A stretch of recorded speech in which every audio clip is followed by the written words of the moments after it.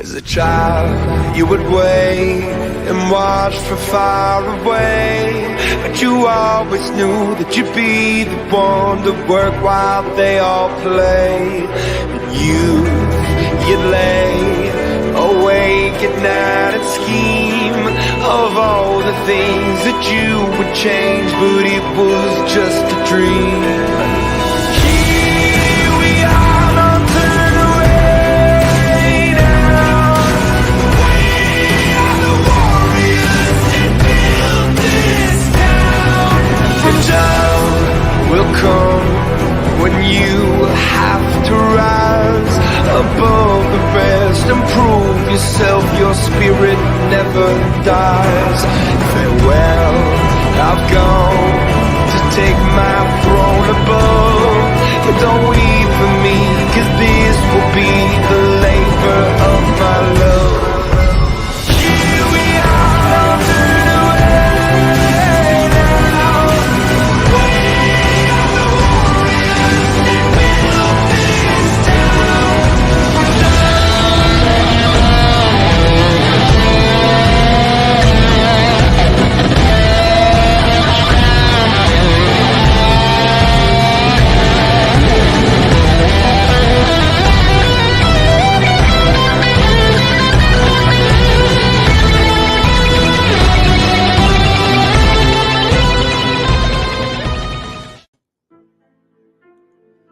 This place is different, special. The others don't want to talk about it because it scares them. We all know it. We all feel it. It's a place where miracles happen. Goodbye, John. Don't you walk away from me. You don't know who you're dealing with. Don't ever tell me what I can't do, ever. This is destiny. This is destiny. This is my destiny. I'm supposed to do this, damn it. Don't tell me what I can't do. Who are we to tell anyone what they can or can't do? We need to say something else and then they can find us. See, there's your problem. We don't want to be found. I looked into the eye of this island, and what I saw was surrender. It was beautiful. Why do you find it so hard to believe? Why do you find it so easy? It's never been easy. It's what you prefer, Jay. Every single second of my pathetic little life is as useless as that button. You're making us all different than we're all making a kidney. That's what happened. It all worked.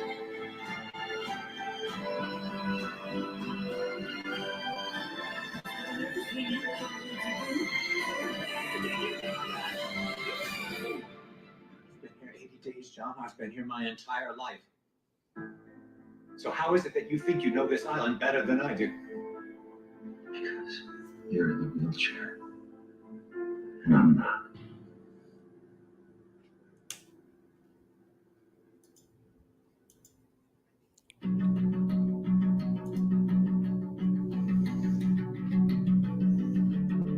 I think something terrible is about to happen. Terrible things happen in this world. And the only comfort we get is that we didn't cause them. What do you want? I want you to understand. Understand what? Think about the 14th of October. All the people who stayed there, pretending like it never happened. They're asleep. But they need to wake up now. This is a song about somebody else. So don't worry yourself, worry yourself. The devil's right there in the details. You don't wanna hurt yourself. Don't look too close. Looking too close. No. Think about the words. Are you okay, Kevin?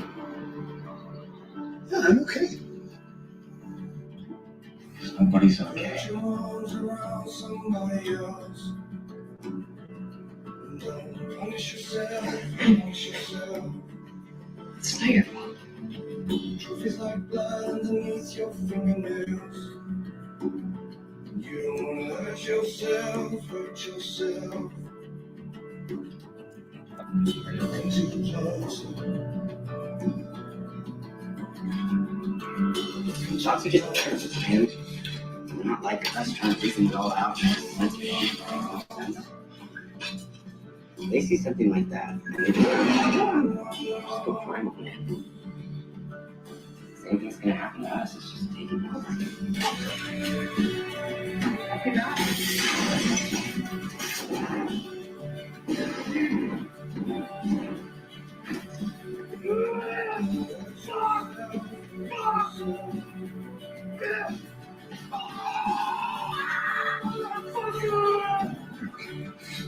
You okay?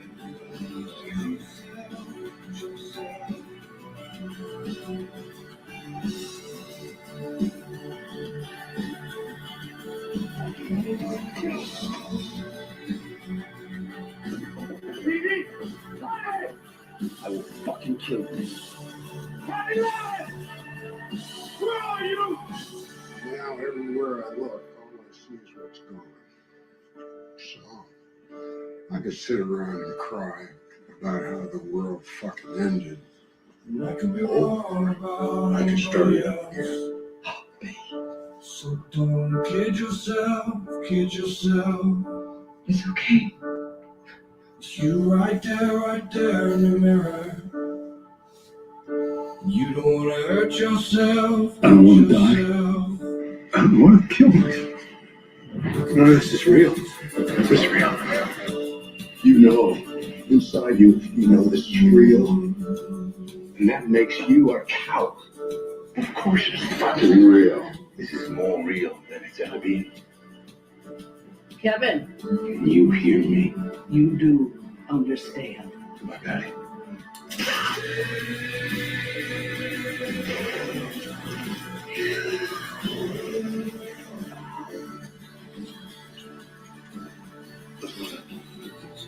You changed. You so good.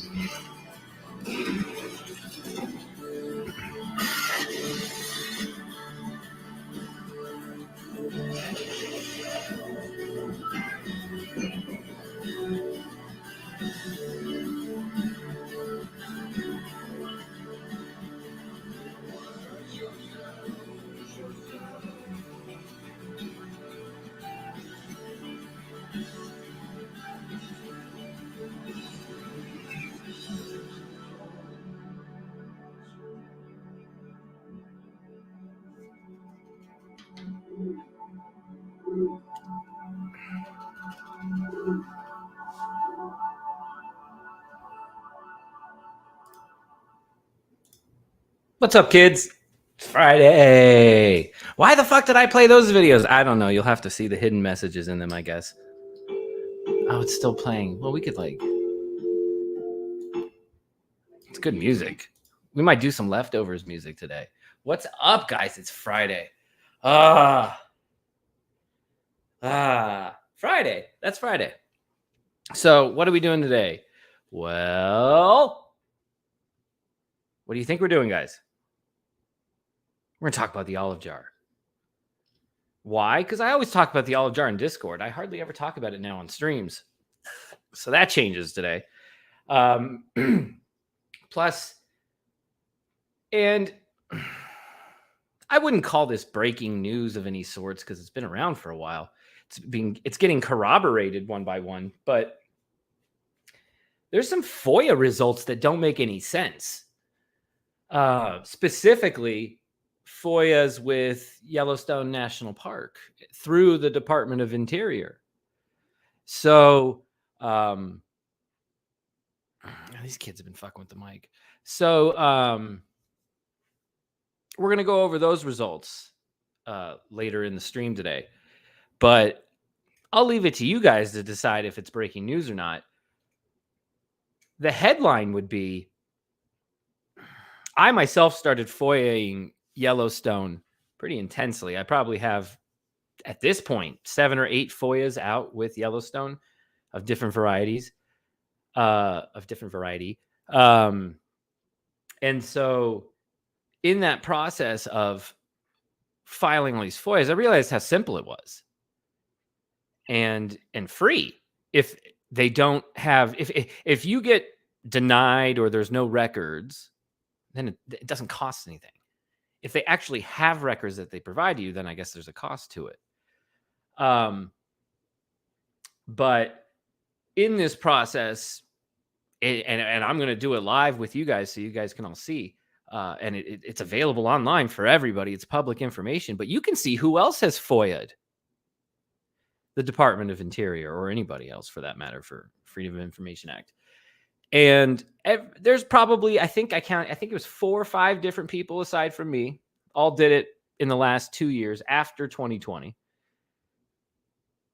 And were requesting any and all records, depending on how they worded this particular email that they wrote, but any and all records as it relates to Jack Stoof, Jonathan K. Stoof, Forrest Fenn, the treasure hunt, Chief Ranger Sarah Davis. And we'll get into it later, but the headline is every result of those FOIAs, including one of mine, which I got back pretty quickly too, comes with no records pertaining to your request or relevant to your request. No records. People specifically asking about the meeting in 2020, the Zoom meeting. People aren't asking for the fucking minute by minute, play by play, but they want the record of the meeting actually even happening.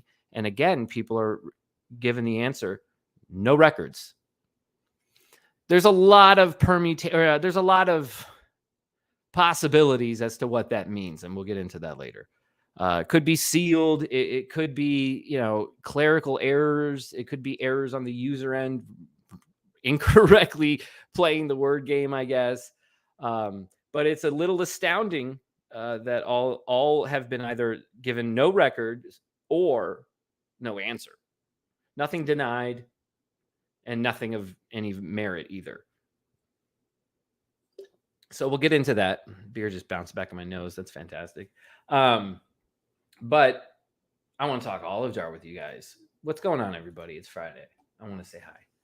Hooli, could be the wrong year. I asked for stuff between 2010 and 2022.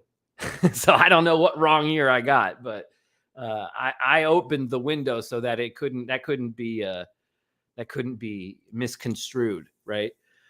So I don't know. It's weird. We'll go over it. You guys will see how people worded their requests, how I worded my requests, and I was sharing with Discord.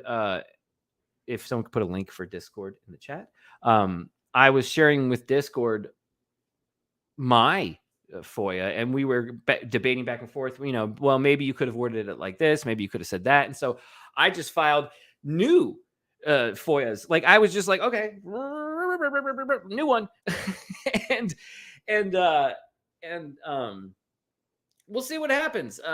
We'll see the results of those. And some of you guys who aren't in Discord, and I get it, you don't want to be in Discord, it's fine. But I'll at least be able to show you what we've been doing. And, I don't know if Yellowstone plays word games. I don't know that they care to. I don't know that Yellowstone would lie and say they have no records when they do. I've seen requests for other records denied, and then for a reason for the denial. Why couldn't they have just done that? This is just out and out. Nope, no records, sorry. Is the FOIA process busted? Can they just say, nope, we tried, too bad, so sad? Because then there's a whole glaring issue with the FOIA process in our country. And if a little Forrest Fenn treasure hunt spotlights the fact that the FOIA access that we have as citizens of this country is flawed, fantastic. Let's fix that. So there's issues. And yet, like Sherry says, we're asked to believe. Believe what? I don't know. But we're asked to believe. Shut up. Go home. It's all over. And I patently reject that notion whatsoever. This game is not over. Maybe the game is over. Maybe the chase for the chest is over. But no one, I think, on planet Earth knows what's in that olive jar. And apparently neither does Jack Stoof. Maybe the family does. Maybe the family doesn't. But we know as of now, without updates from Jack, that we can safely say he hasn't opened the olive jar. He wants it intact. He wants as much value as possible. Forrest, I left an item just for the finder in that chest. Okay. Well, Jack says there's no item for the finder. Well, Jack, did you open the olive jar? No. That's for the value. I get it. Perfectly fine. But then what if there's something in there, man?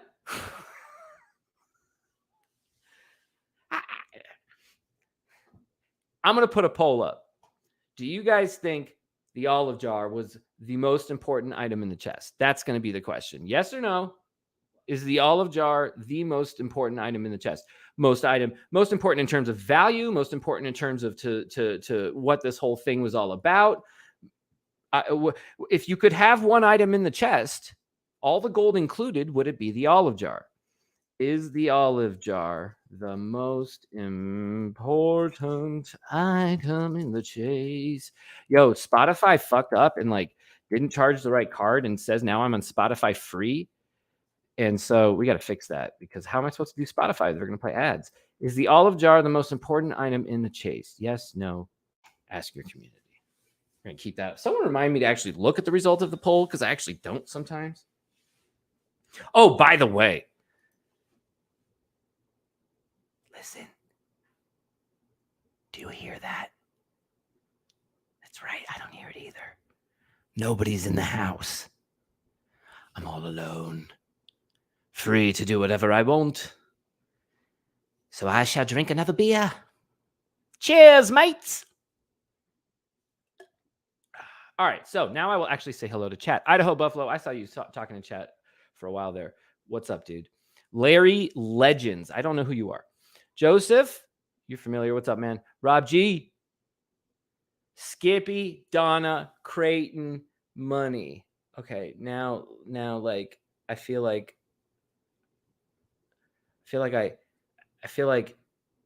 there's a big bump in my head.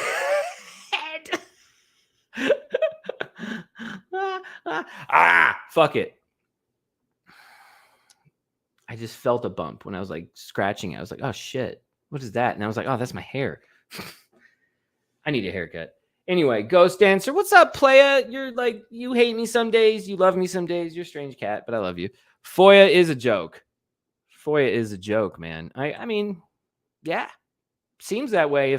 Look, we're going to be left with a dichotomy of, or a binary choice of, either Yellowstone's FOIA process is complete ineptitude, or they don't have records with Jack Stoof, which means the meeting never happened with Chief Ranger Sarah Davis. And I still think the meeting did happen. So I thought this would corroborate it, to be honest. I was hoping maybe to get lucky and get notes from the meeting or something, to get no records, and then to see other searchers have done this, including K-Pro. Wow. And has K-Pro mentioned that she was given a response of no records? Did that matter to her? Maybe it didn't. Maybe she's just the FOIA process, fuck these people. They never figure it out. Fuck it, blah, blah, blah. And she just moved on. I don't know. I find it strange as shit. So what's up, Alan? Sherry, what's up? Huli, thank you for putting the link in. Discord. Dosecord. Join that shit. Maybe Jack found it in the future. Alan with comments of the century, as usual. I love it. Let's go to YouTube. You're not going to go to YouTube. I'm going to go to YouTube. And I'm going to do City Slickers 2 soundtrack. That's what we're going to start it off with today. A little City Slickers. It makes the most sense. Because, guys, again, the olive jar, in my opinion, is the single most important item in the chest. But you know what? 57% of you disagree with me. Wow. I don't understand that. I get it's only like 30 people voting, but like 57% of you? You don't think the olive jar, what's more important than the olive jar?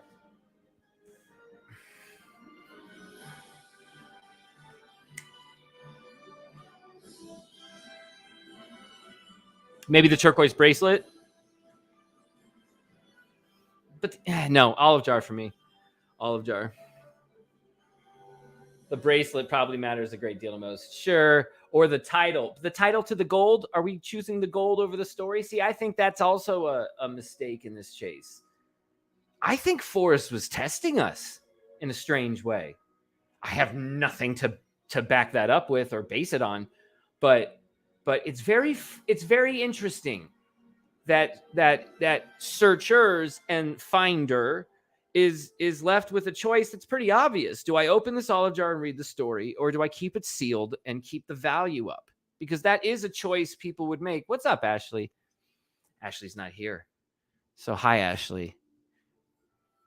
Hi, Derek, if you're there, sitting next to Ashley watching. I hope JJ is being perfect and watching as well, but maybe not watching. He's probably on his iPad. Maybe Lexi's there. Playa. I think the older ones don't want their names mentioned. They'd be like, shut up, Ben. Shut up, Ben. We're trying to see our friends. Don't embarrass us. Fair enough. Fair enough, teenagers. Fair enough. What was I talking about before that? I forgot. Something olive jar. I totally forgot what I was saying, though. Completely have no recollection of what I was going to say. Davy B in the house. What up, playa? Davy B, are you from like New Zealand or some shit? I thought I heard that. I was talking olive jar. Oh, the title to the goal, like a test. Doesn't it feel like a test? What's more important to you? Keeping the value up of the chest? And I don't know that it would. I mean, I look, Jack's the one who said that. The value of the chest would drop if you open the olive jar. The value of the chest. What's the quote? Aussie. Oh, sorry. Oof. We don't want to call you a Kiwi, do we? No, we don't, sir. The value of the chest drastically is reduced. Paraphrasing here, what Jack Stoof says, if he opens the olive jar. Well, maybe that's the fucking test. And maybe that's the test for everybody here. All of you guys, me, everybody in the chase. What's more important to you? The title to the gold or the story? I've always been a story guy myself.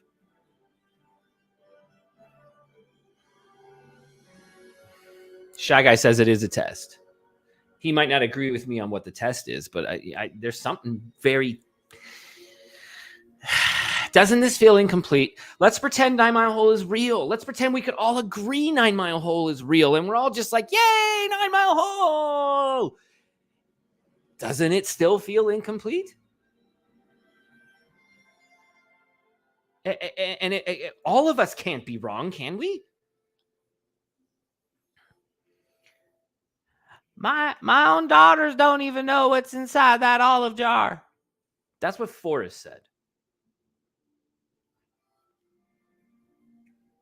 I take that to mean a secret. If his own daughters, who's more important than you and you and you and you and you in the back and me, if his own daughters at the time of 2017 don't know what's in that olive jar, isn't that a secret? And if it's a secret, isn't that interesting? Two can keep a secret if one of them is dead. We all just jump, oh, well, the secret is the location of the treasure. That's the secret. The secret is the location. The location is the secret. It's all about the gold. It's all about the treasure. What if the secret is a story? There's no such thing as secrets, just stories that haven't been told yet. The truth is inside that jar. Shy Guy and I are agreeing here. It's just the truth is inside the jar. What's in the jar? What's inside that jar? You all know what my guess is. I don't have to say it. What else is in that jar instead? Can we hear that quote again? Even my daughters. Yeah, you know what? That's a good idea. Let's do that because you know what? Did you guys know Toby and Shelly are no longer on YouTube? I think their channel is still up so that people can access things and watch, but they're no longer making content, and that's unfortunate. You know, it sucks because they would go live on Wednesdays, and that's when the Discord does our fireside chats. We've been doing it Wednesday at 6 every week since we started way back in like fucking March. And so I'd always just go back and watch their stuff afterwards. I just like them talking about the news. It's better than fucking CNN. Messages and methods. Toby's probably going to be like, well, it's messages, it's methods and messages, Ben. So you don't even know the fucking channel name. This week's news and views actually is still what they're actually is what they changed to, Ben, you moron. All right. So can someone get me the timestamp? It's the 2017. They started a new channel. Oh, okay. So they're still on. 5 can keep a secret if the DOI seals it. But then, okay, then just reject my request. Say it's sealed. Done and done. All right, I get it. Sealed. What else can I do? I watch an episode of the X-Files each evening. It's my source of truth. Sir, that's brilliant. That's what you should be doing. The truth is out there. Timestamp. Can we get the quote again? Not even my own daughters. Let's get that.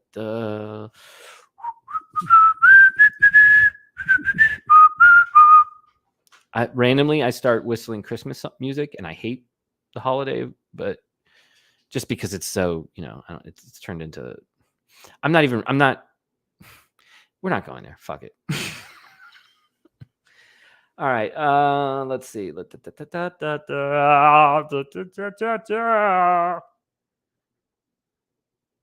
man, I don't know which one it was. Where's interviews? Interviews. There we go. And no.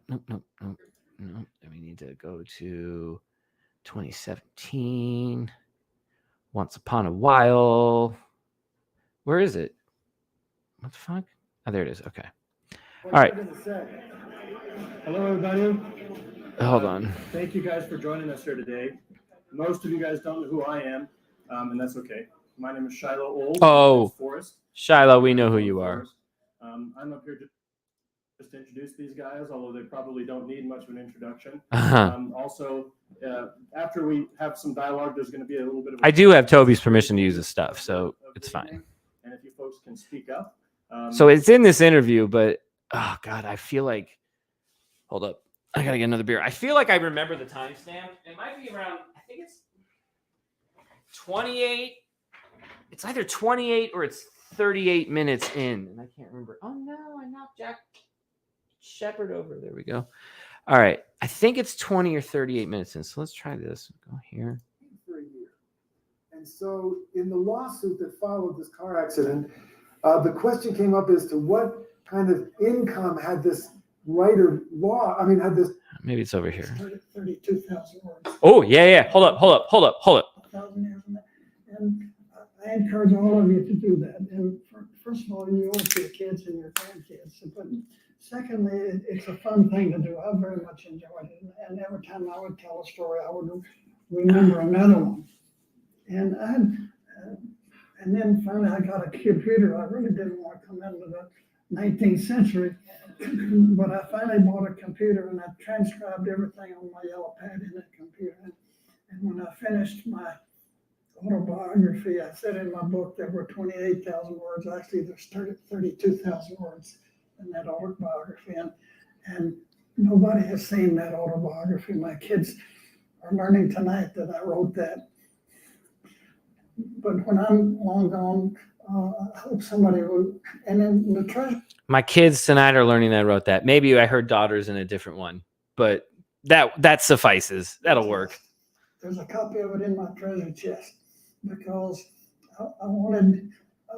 Who says we can't influence the future? I don't subscribe to a lot of those things, and so I had that treasure chest, and I made a number of bells and jars, and in these drawers I would put my autobiography in there. But those things get wet; they're not waterproof, and so I would put my autobiography in a little olive jar that had a tin lid, and I dipped the tin lid in. JJ, listen to your mom, JJ. Never mind. I was gonna say the ghost of Forrest Fenn. Never mind. So to make it waterproof. I mean, I tried to think of everything, and I had a lot of fun doing that while my wife was watching Dancing with the Stars.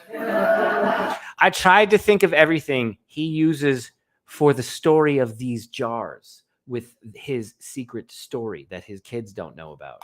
But I'm sorry, I don't want to ramble on.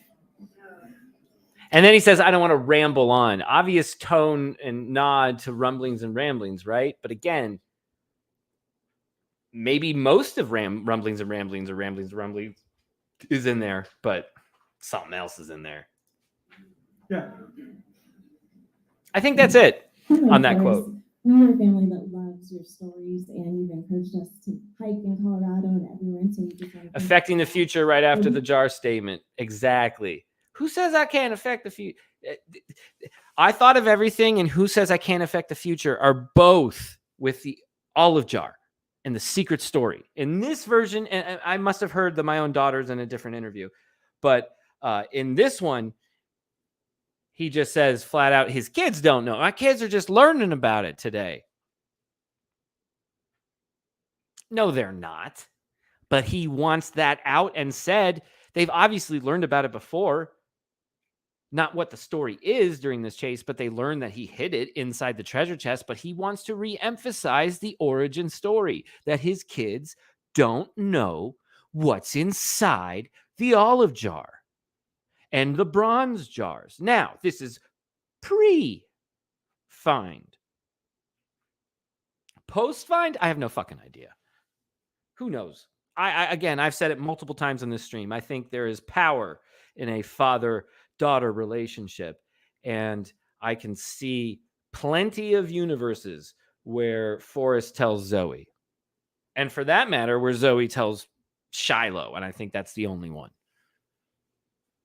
I'd venture to guess if anybody knows the contents, it's only going to be those two. And frankly, I don't even know if they know.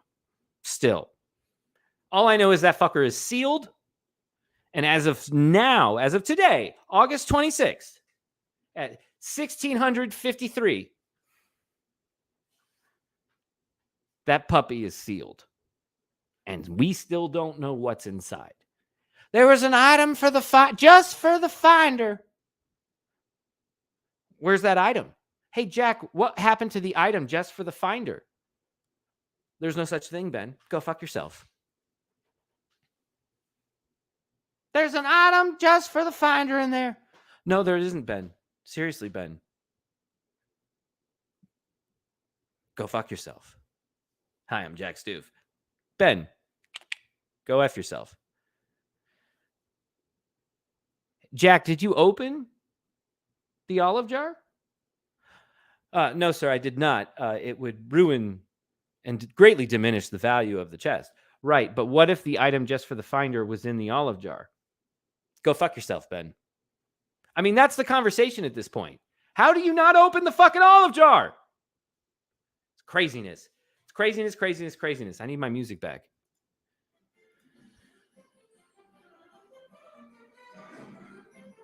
If it was already sold, we have no idea if it's sealed. That's a great point.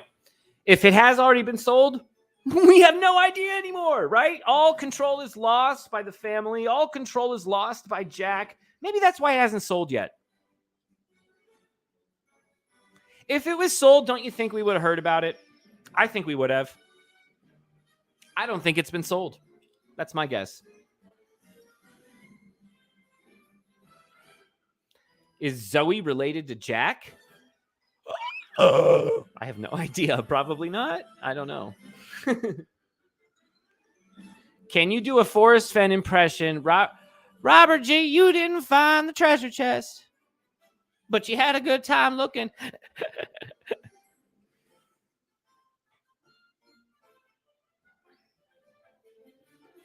I honestly thought I would actually meet the man. That would have been worth more than anything he had to give. Fuck this chase. Well, not fuck this chase, man. No. We all did want to meet the man, right? I wanted to see if he'd remember me. Other people just wanted to get, answers. They wanted to shake his hand and thank him. Most didn't get that opportunity. But why fuck the chase because of that? I think that means you love the chase, right? Why are we rolling tapes of this no treasure grifter? Just wondering, is this your job? Oh, shit. No, you're coming after me. Oh, whatever, Five Leaf.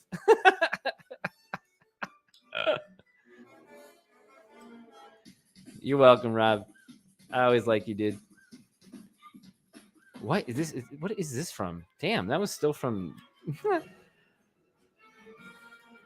Dave22 said, Zoe related to Jack. He would be on it, he stated. What? What?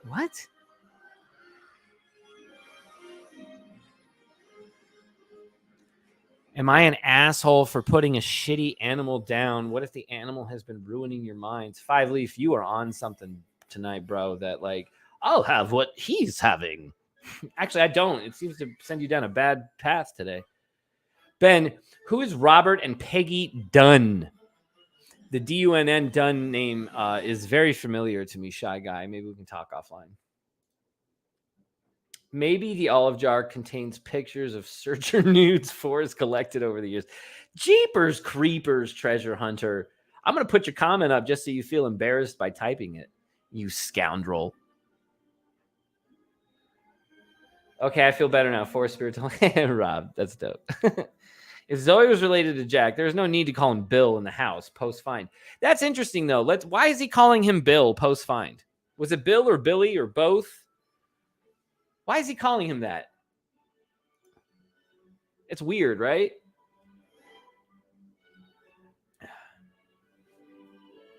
Yes, I loved it. I still do, but fuck this chase. I want out, but it seems to be my only friend where nobody knows me. Well, listen. We're going to have a couple intermissions today because we're going to go long. I might even open up a panel for a little bit at some point. But I still don't know about fuck the chase, bro. It gives you something to be excited about when you wake up in the day. Isn't that all we want in life? Isn't that all you need in life? Is to open your eyes and go, ooh, there's something I want to do today. That's all. If you wake up and you don't have that, there's something I want to do, and you don't have that feeling when you wake up, life sucks probably. If this is your, I got something I got to do today, mission accomplished, right? Yeah, Rob, what I'm going to do tonight is at some point I'll open up I'll just put the link in the chat, and whoever can join can join. You guys know Treasure Warriors. We do not discriminate. We allow anybody in. Just don't be a dick like the Discord rules. That's all. And don't talk about your fucking solves so much. Not you, Rob, but other people. Like I would gladly love to have more conversations with Bill Gorman.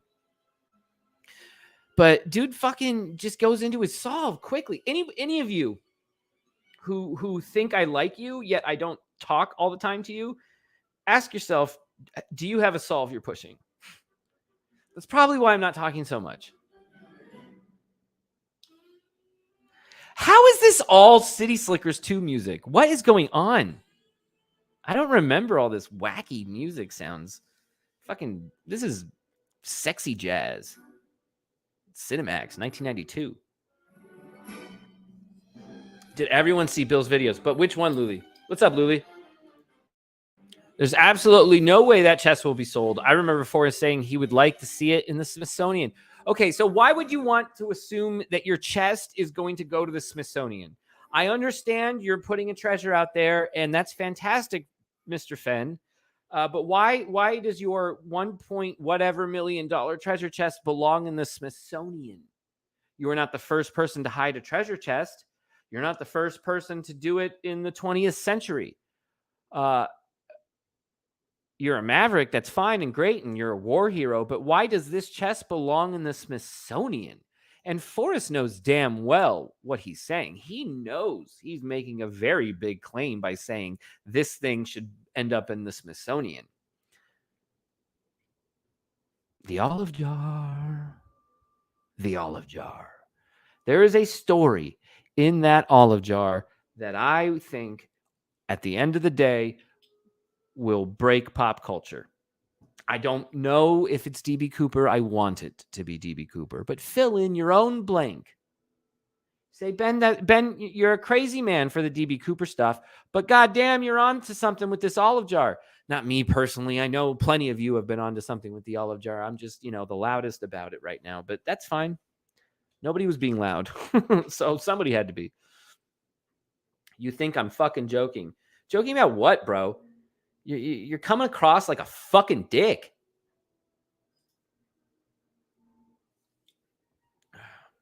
This hoax shit caused problems. You'll never. Bro, listen. I'll take a breath. You take a breath. If anything in this chase is causing you problems, ask yourself if you had something to do with it. I do the same thing for myself.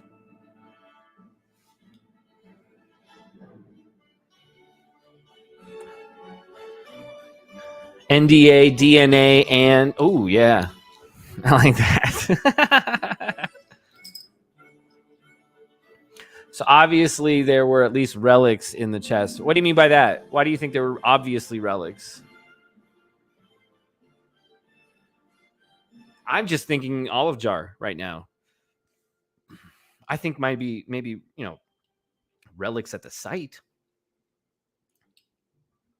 Sam, I think a lot of people are trying to get a hold of Matt DeMoss. He's not responding to anybody. What if DB Cooper's story is at the Library of Congress sent by FF?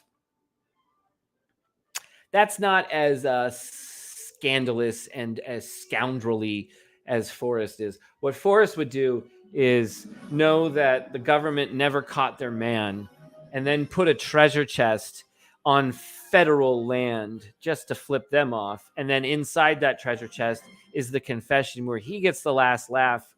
Posthumously says, ha ha ha, you never caught me. You never fucking got me. And I got you twice. That sounds like Forrest Fenn.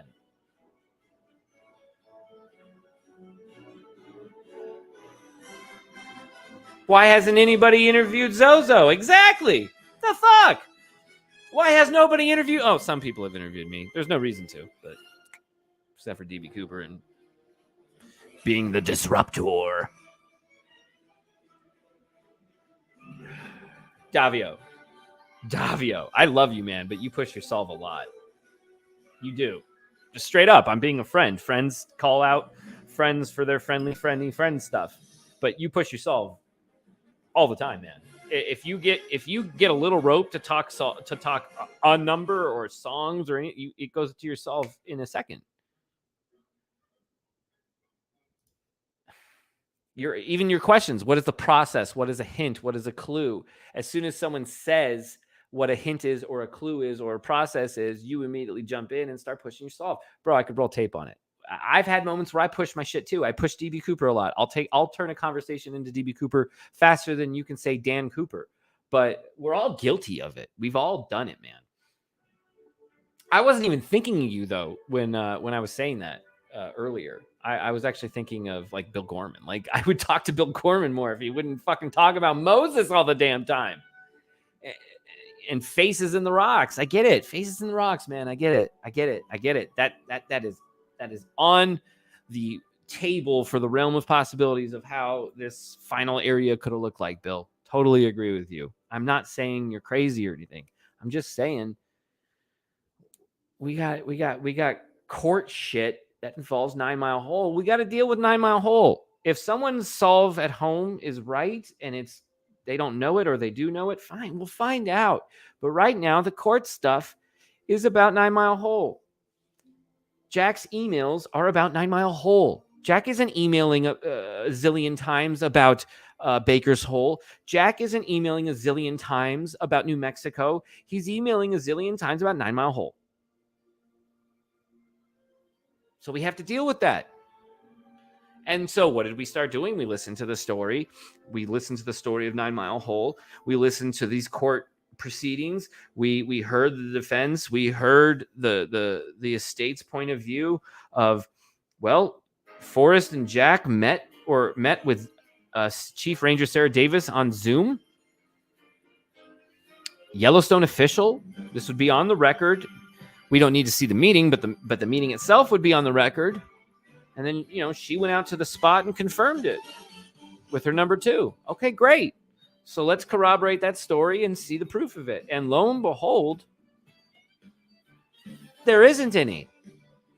As far as it stands, if I believe the FOIA process works exactly like it's supposed to, well, guess what?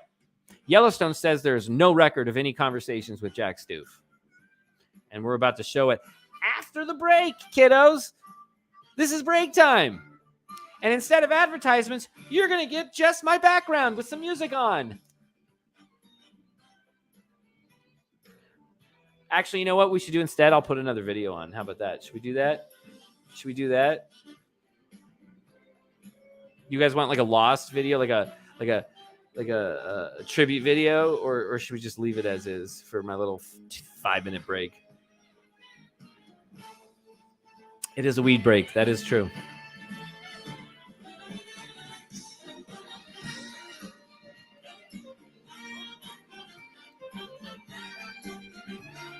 Have you guys seen City Slickers 2? I hope you have. Might be the greatest treasure hunt movie of all time. Serious.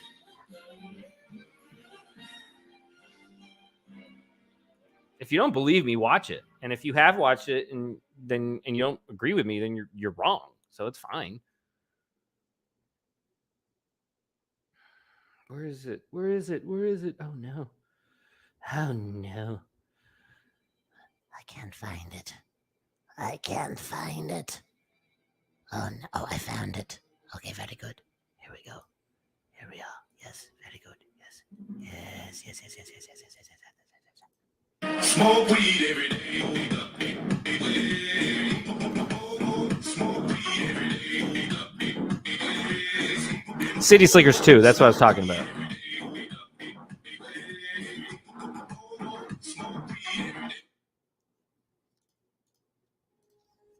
All right, kiddos.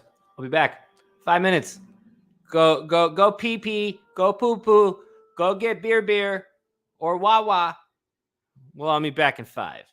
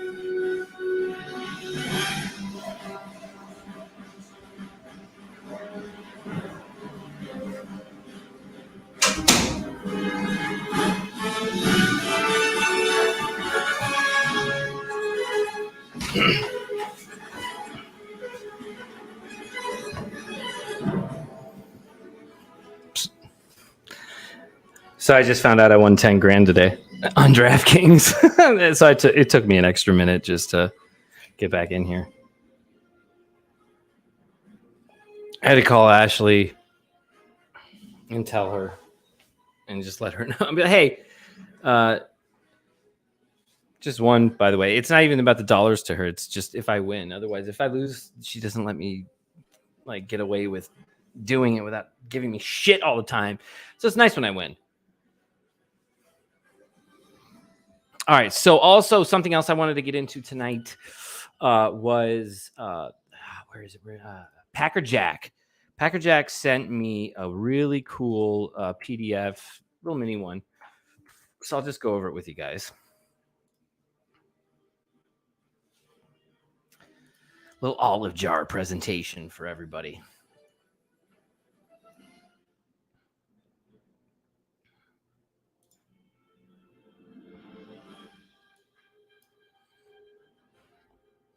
I hope this works. Can we zoom? All right, that'll do. That'll do. The PDF cost 10 grand.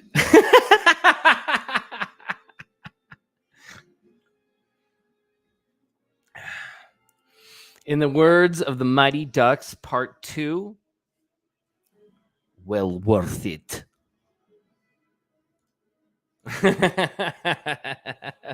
Well, you win some, you lose some.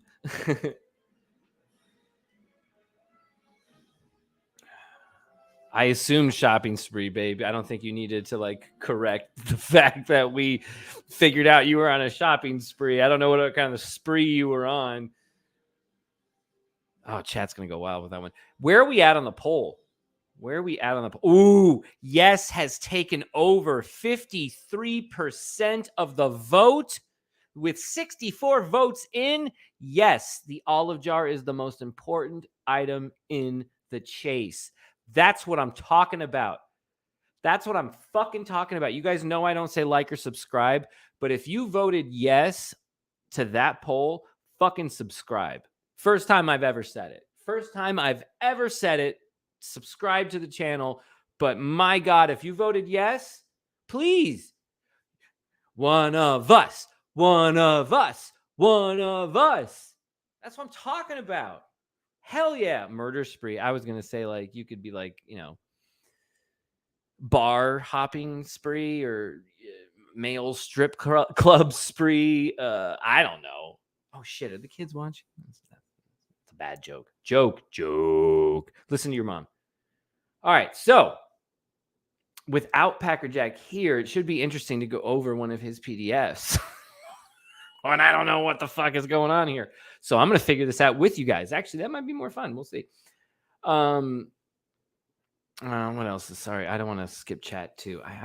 Ashley tells me I neglect chat way too much. Nomadic, I gave it some thought. The mystery of the chase is still fun. It's the other aspects of life that are a drag. Chasing is fun. Fuck yeah. I like that. It's fair. It's truth. It's simple. Yeah.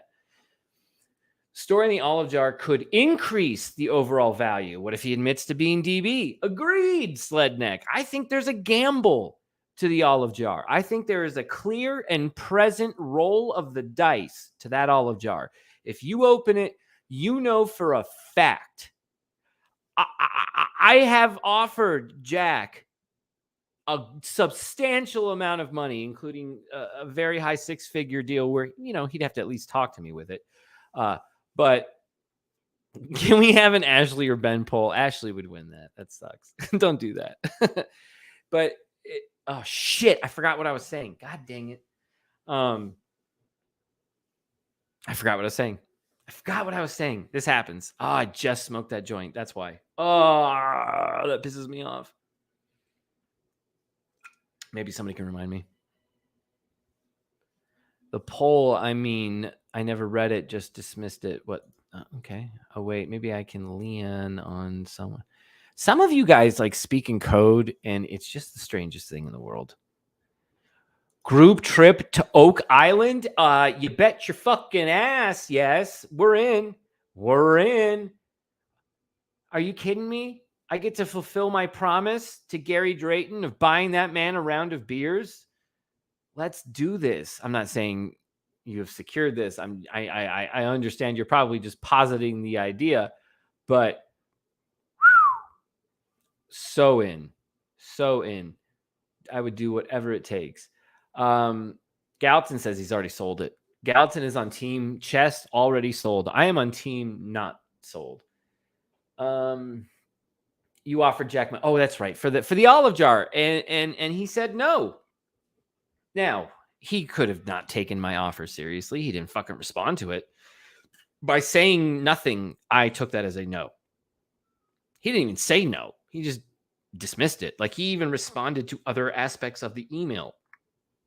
Just not that part. Like, okay. All right, man. Shit. Anyway. So Jack looks at it as, I'd rather fathom the idea that a searcher is going to pay for this intact chest. The key is the intact chest. If he was piecemealing, this is a whole other ballgame. But an intact chest, he's telling himself, if I took the olive jar out, if I wanted 3 million and the olive jar isn't in there, I'm only going to get 2 million now. Because the numismatic value of all the items in the chest is still only 1.8. I'm making the numbers up. He's saying in his head, the numbers add up to 1.8. The olive jar is in there, and it's Forrest Fenn's treasure chest. That olive jar story could be something huge, or it could be something really lame. So I'm going to sell it and never open it and let the buyer understand, yeah, you'll be the first one to open it. That's worth something. So you're going to pay $3 million for this chest, not $2 million. And so Jack's looking at this as a sales tactic, I think. Not a sales tactic, but a clear-cut strategy for what he's going to do with this chest. And maybe he's torn. Maybe Jack doesn't know what to do with this olive jar. Maybe he really, really, really, really wants to fucking open it. But at the same time, he has his future to think about, and he $500,000 extra dollars for an olive jar that if you open it up, it says, well, me and Peggy went fishing at 9 Mile Hole, and I made a sandwich, and she slapped me on the patootie, and then I caught a big brown. And that's all the olive jar says. The value goes way down now as well, right? The opened olive jar, he knows what it says. It's opened. So that secret's out. It's unsealed. So the buyer understands they're the second person. They are not the person who gets to have a secret now. The value of getting to have the secret has substantial value, in my opinion. And I think that's what's playing. I have asked every single time we have gotten updates of this chest and going to Heritage Auction. How do you sell this chest? How do you appraise this chest when you have the olive jar story in it? And people would just say to me, because probably they didn't want to deal with that concept with, oh, the olive jar story is nothing. You don't know that.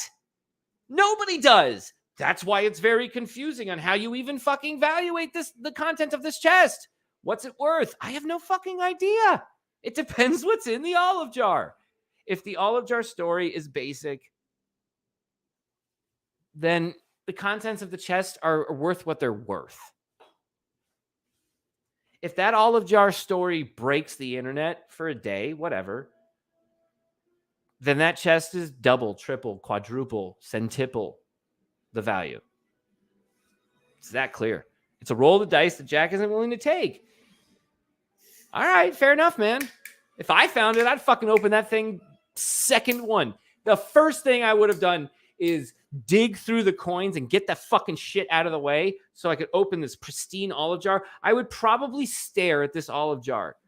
Actually, you know what I would do? Ooh, I know what I would do. Here's what I would do if I had found this chest. I haven't even started with Packer's PDF. Sorry, guys. But here's what I would have done if I had found that fucking thing. And let's just say it's at 9 Mile Hole. Let's just fucking say. I would have opened it up, seen it all. Oh, God, yeah, okay, fine. This is the view I get. Let's pretend this is exactly the view I would get when I open the olive jar. Fine. Or when I open the chest, fine. All right, there's the olive jar. Yeah. I'd read the outside, see what I could see. Ooh, Skippy Donna Creighton. Only Skippy Donna Creighton know the contents of this story. And now you will.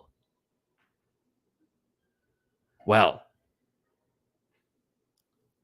I want to sit here and read the story because hopefully maybe it's pertinent to this spot and I'm going to understand something more about this spot in particular. Oh, well, what do? I got a chest with $1 million in gold here. All right, I got to get out of here. Put everything back. Don't even open it yet. Put everything in the backpack. Get back to the car. Hop in. Look over all my shoulders. No pesky rangers on my tail. And no other spies watching me. Get back to my hotel. Check out because I am no longer staying at a Motel 6 or whatever the fuck I'm staying at. And I drive to the most expensive hotel in town. Stay there. And I hide the gold in the vault that will obviously come in the hotel rooms, that little safe. I'll hide all the stuff in there because it doesn't look like that much. I think I can hide it all in there. And frankly, no one's going to break into my hotel room anyway. Then I wake up the next day, bright and early. I would take the olive jar with me and I would drive back to the spot. Well, not all the way to the spot. I would drive, and then I would go, get out of my car and wade over the river or whatever, and get to the spot. Then I would sit back down where the chest was once at, which still has a little divot, so my little tushy can just sit right down and feel nice and comfy, cozy. And then I would fucking unseal that shit nice and slowly. nice and slowly, all just delicate, like, just like, I don't want to look like an idiot opening this pill jar in front of my fiance, so I'm just going to do it nice and slowly, that kind of thing. You know what I'm talking about. And then the lid comes off. I'd look under the lid first. What's underneath? Is it like a Snapple thing? When you open a Snapple, made from the best stuff on earth, Snapple, it would give you a little thing, a little factoid or a little fun little nugget underneath the cap, right? I'd see if there was a fun little nugget under the cap. Wouldn't you guys? All this talks about soda pops and bottle caps. I'd look under the cap of the olive jar first. And if you don't, you're crazy or you didn't think this through enough. Then I'd look down into the jar. Where's that hair at? Oh, I see. He taped the hair to the paper. Oh, I see. He glued the hair to the paper. Oh, I see. There's just hair in there. Oh, I see. There's no hair. What the fuck's going on? Whatever the case may be. And I'd, at that point, seal it back up and not touch anything because, okay, now I need to wonder, is this hair important to the story? And am I tampering with something that, a forensic analyst could be able to, preserve and then go, okay, now you can read the fucking story. We got the hair. Like, thank you. Now it's all covered. So I don't know what I'd do in that instance. Let's just assume I could somehow get the contents out without disturbing the DNA of the hair. Let's just assume I can do that. I don't think you can just assume you can do that, though. Fuck, that's like all part of the hypothetical. Like, that's a conflict you would have, right? Fuck, if I open this, what if I ruin the DNA in the jar? And what if the DNA in the jar is the proof to the story that's in the jar? And because I opened it, I fucked it up. Maybe that's the problem. Shit. I don't think so. I think Forrest took care of this. Okay, so I open the jar, I take the pages out, and then I just fucking lay down. Stretch my legs out, and I read every fucking page of that thing, right? And that's it. Nothing special. That would be the first thing I would do. And then depending on what it is that I read, that would dictate my next move. Intact treasure chest without the olive jar. Yeah, that was for me. The finder. As Forrest said, there's an item just for the finder. Okay. Well, that was just for me. And I don't even get the copyright to it. It goes to the family. So, bada bing, bada boom. Now, what's the item just for the finder inside this olive jar then? What could fit inside this thing and also tell a story?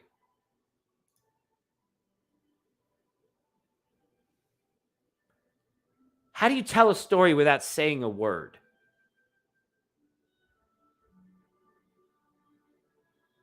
A D.B. Cooper $20 bill that's never been seen before. Not found at Tina Bar in what we would consider pristine condition, considering it's from 1971.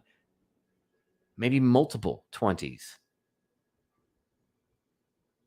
And they match the serial numbers. Forrest has the DB money. What could that mean? Without saying a word, he says everything. We don't know what's in there just for the finder. But Jack, who was asked by the public, what was the item just for the finder? And Jack goes, I don't know. There is no item just for the finder. You didn't open the olive jar, brother. Big mistake. Big mistake. All right, anyway. So Packer Jack's PDF. Olive jar. Underneath some plastic there and some coins. Olive jar sticking out right here in the dry photo. Notice the difference. Notice the difference. Now, I mean, I see much more cobwebs and dry soil. And I see, if you look at the soil next to the latch hole in both photos, this soil looks wet, even though it's dry. It looks like it has moisture in it. This soil looks like it's fucking dead as shit. Like just dust. Just clumped dust is what that is. So anyway, we got 2020 compared to the 2019 that Packer Jack, I think, is supposing is 2019, which we all here at the Treasure Warriors have been saying is 2019. I think Packer Jack's a treasure warrior by proxy. I think you guys all are. We won't make t-shirts. Actually, we are going to make a t-shirt, but it's just for me and Ashley. Missing here. So, differences in the clumps of dirt for sure. Dry open gap, wet closed gap. I mean, everything about this photo to the right screams. Can I make this bigger? I can't. Fuck, that sucks. Everything about this photo to the right is dry as shit, and everything about this photo to the left feels like, all right, it's a little more wet. I can verify that statement. He acted like he never heard of the item just for the finder. Thank you, Sam. Ben, how can he not open the olive jar? Sorry, guys, I've been neglecting you again. I don't get it, man. I don't get it either. But you know what? If Jack is all about the value, and why shouldn't he be if he's worried about his future? This is potential money for a potential family that Jack is going to have one day, guys. Like, this is just because he doesn't have a wife and kids at the present moment doesn't mean he isn't thinking about them, or a husband and kids, or a fucking whatever the pronouns are. I can't keep up anymore. But my point is, whatever Jack wants to do in his future, he's thinking about now, because that's who Jack is. So, okay, he wants the value. That's why he's not opening the olive jar. He thinks it will diminish the value of the chest, because he's probably banking on the idea. If he were in chat right now and he weren't the finder, guys, let's pretend this. Jack wasn't the finder. Jack's in chat. He stuck around because he doesn't get the ending of the chase, and he really thought he was right about 9 Mile Hole, so he stuck around. Well, then Jack would be the first one to jump around and go, "No, Ben, shut up, Ben. Ben, stop it. Stop it, Ben. The olive jar is simple. The solve is simple, Ben. You're using confirmation bias on your own research, and you think that's the content of the olive jar just by proxy of that. You are wrong, Ben. It's fine to have a fantasy, but it's not fine to then preach that fantasy, Ben." That's what Jack would say. Guarantee you. So he doesn't think there's anything in there. So he thinks it will diminish the value of the chest. If he thought there was something good in there, he'd probably open it, because that in itself is worth money, even if the family owns the copyright. Like, of course, if this is D.B. Cooper's treasure chest, all of a sudden Jack can't sell the story, but he can sell the chest for $25 million now. Like, that's the kind of roll of the dice it is. Forrest knows who killed John F. Kennedy. The chest is worth $25 fucking million now, and it belongs in the Smithsonian. It all makes sense all of a sudden. But Jack isn't willing to take that risk. I would venture to guess maybe Jack's not the kind of finder Forrest wanted. Maybe Jack is exactly the kind of finder Forrest wanted. Maybe Forrest absolutely agreed with every single decision Jack made. We just don't know. But that's a story I think we all want to know, isn't it? The hair is so that we can clone him. I mean, fuck, you're right. That is the other option. Fair enough. Who says I can't affect the future? I don't subscribe to that. Treasure Warrior, what does the people in the story, hair and jar, make? What story could be made with those materials? William, it's a very simple answer for me, because you know me and you know where I'm going with this. D.B. Cooper. Jack said Skippy Donna Creighton. Donna Skippy Creighton. Donna Skippy Creighton. Donna William Creighton. Donna Bill Creighton. DBC D.B. Cooper. I imagine a front page looking like only Donna, Skippy, and Creighton know the story I'm about to tell you. Buckle up, Buttercup. So those are the people. The people were involved in the story, in the events in which they had happened real time. D.B. Cooper, 1971. Skippy is D.B. Cooper. Forrest is an accomplice. And the only other one who knows is Skippy's wife at the time.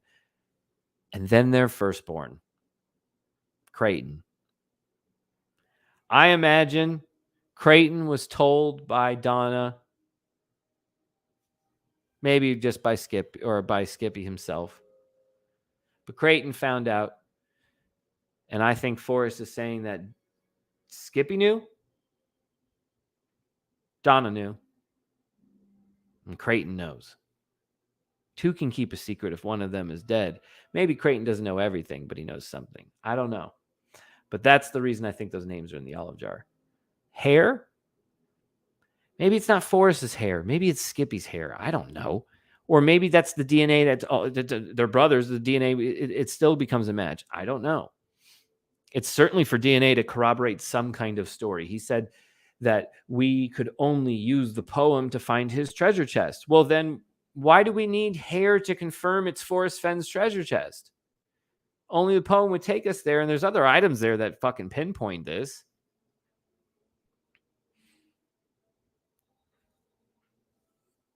The twig on top was priceless. I mean, yeah. He's not opening the olive jar because he doesn't have it. Well, that's a whole other argument, right? Ben, you can download it if you click the top. If you click the icon left of the circles on the right at the top. I mean, I can try. Icon left of the circles. Okay. Oh, my God.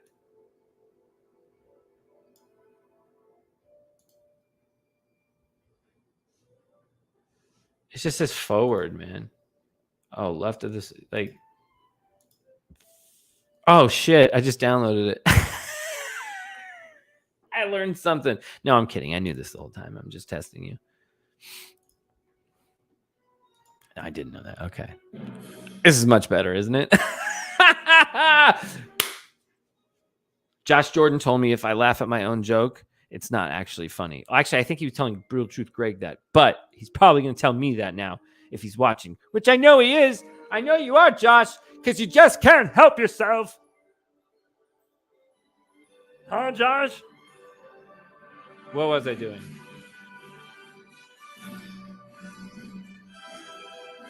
I lost the PDF. Where'd it go? There we go. Oh, isn't it better? Isn't this much better? Let me make me smaller and this bigger. Yeah, there we go. There we go. Yeah. No, this way. Yeah, there we go. Do you like this way better or this way? Number one. Number two. Number one. Number two. Number one. Number two. Ben, not being facetious, I'm pretty sure Jack is batting for the other team, not judging. I don't know, man. Doesn't matter. Who cares, right? I know you say who cares too, right? Who cares? Jack is never going to talk on anything because he's nothing to gain by it. Anything he says is going to be a contradiction to something that's already been said or contained with an email. I agree. I think Jack's best move is not to talk, unless it's to just finally spill the beans. But I think you need to believe that there are beans to be spilled.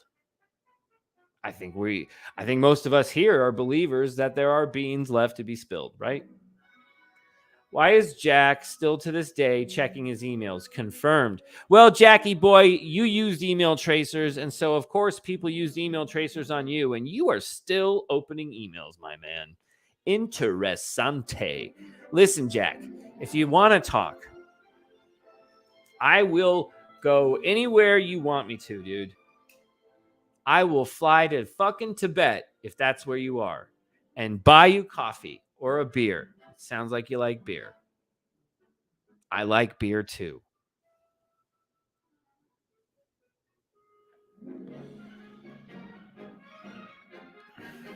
One? I forgot which one was one.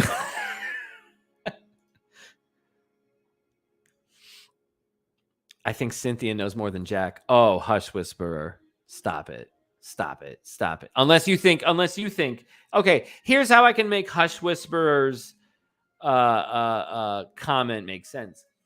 If Jack didn't open the olive jar and a family member does in fact absolutely unequivocally know what's in the olive jar because Forrest told them in the last month or so, and then they told Cynthia what actually was in there, sure. I just don't think they would.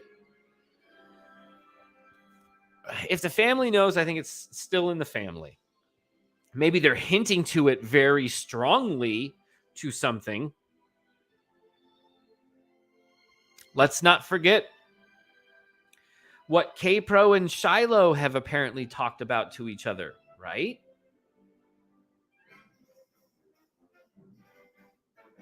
No answer, but Starry Night, is he actually opening the email? Never had a Will email. Jack and Bill would never responded anyhow to my questions. Since never had a Will email. Jack Bill would never. Whoa. I don't. My head hurts after that. There will be no answer. Just reading. I agree. He's reading, but you know what? That still shows interest, doesn't it? You don't think he lurks in the Discord, guys? Come on. Of course he lurks in the Discord.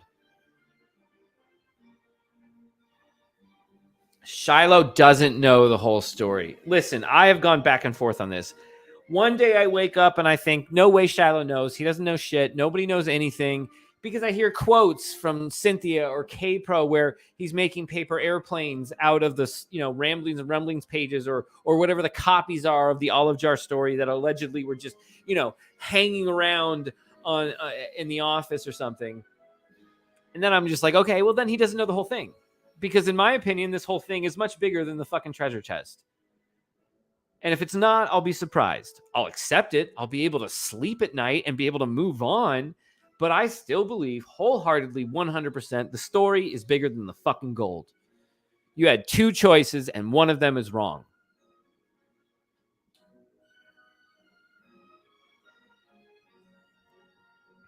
A month ago, a video popped up claiming Cynthia picked Jack to find the chest. Thus, in my opinion, I believe she knows more than Jack.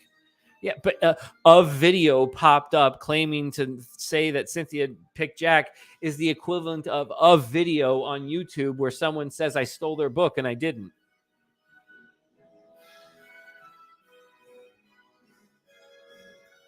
But Sam agrees. Sam goes, I don't think Shiloh knows the full beans. Guys, here's why I think he might. I've really gone back and forth on this. Here's why I think he might. Father-daughter. Forrest, Zoe. I think Forrest finally told Zoe, and I think Zoe told Shiloh. Because why wouldn't you tell Shiloh? Shiloh's the one interested. Shiloh's the one wearing the belt buckle. He's the one wearing the bracelet. Like, he's obviously into this in some capacity. Plus, we got an update from my source at Calvary Audio Media, whatever the hell they're called. Would you like to hear it? Because I think they're fucking with us. Would you like to hear the official quote I can read out loud from my source, which is based upon a meeting between Brandon Morgan and Shiloh Old? Oh! Should we do the breaking news for this? I guess we should do the breaking news for this. I mean, why wouldn't we do a breaking news for this? Where is the... Oh.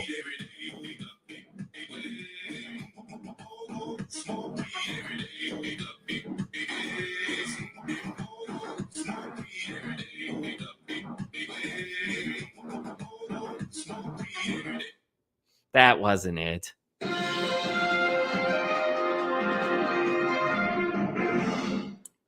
All right. Let me get the old texting device out.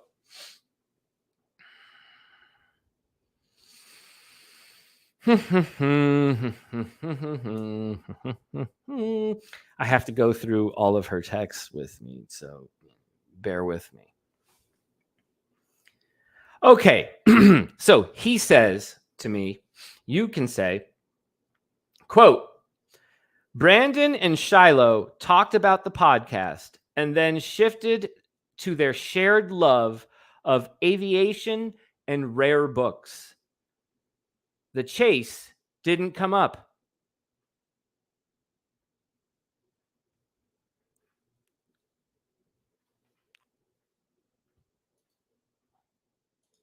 Liar! Whoa, Anakin Skywalker has commented. Liar! He keeps, what? Liar! What? Liar! Source. The chase didn't come up? Liar! Bruh. Baba Booey. I don't know, man.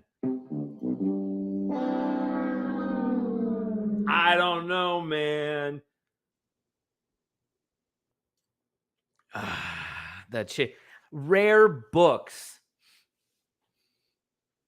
What do you think rare books means?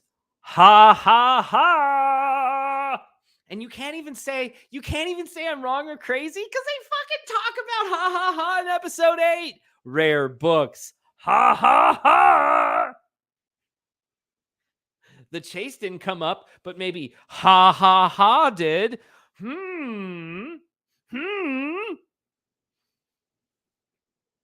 Rare INFJ gets it. INFJ gets it. INFJ got there. There's a rare book in the olive jar. Uh-oh, her text. I know. Whatever he texted me, that's crazy, isn't it? Isn't that crazy? It's fucking crazy. There's a rare book in the olive jar. My goodness gracious. Great balls of fire. Breaking news from Calvary Media. Let's make a banner out of it. How do you think about that? Yeah? Well, let's go. Breaking news from, let's capitalize it, the source. I like that. Wait, what do they say? Shit, I should write this down. All right, I should get this word for word, right? And this is breaking news from the source. Should I say for the Shiloh meeting? You all know it's for the Shiloh meeting. Brandon and Shiloh met apparently, and this is our update. I don't Brendan, and it would help if you could spell fucking and right. Shiloh. Oh no, I almost called my source. He would have been pissed. Brandon and I should put the phone there instead. Brandon and Shiloh talked about the podcast and then shifted. Is that a hint for X marks the spot?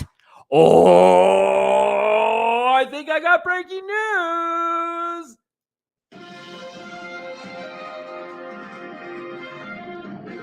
$50,000 on the line, and I think there's a hint in this quote, folks. Shifted, huh? Shifted to their shared love of aviation and rare books. Period. The chase didn't come up. Bull fucking dookie. Save show. Look at that. Yeah. Interessante. If Ben really believes the olive jar held all the answers, he'd guzzle one of those Rick and Morty hot sauces on air. Oh, that's tempting, you motherfucker.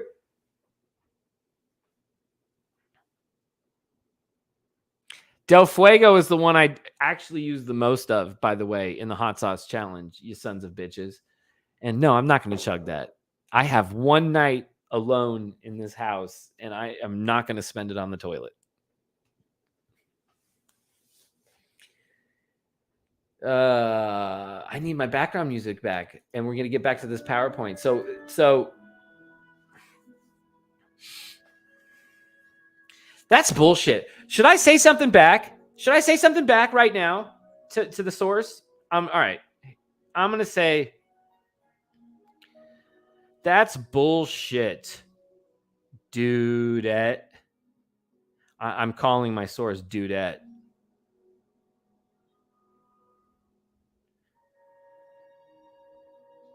The chase had to have come up. Exclamation point.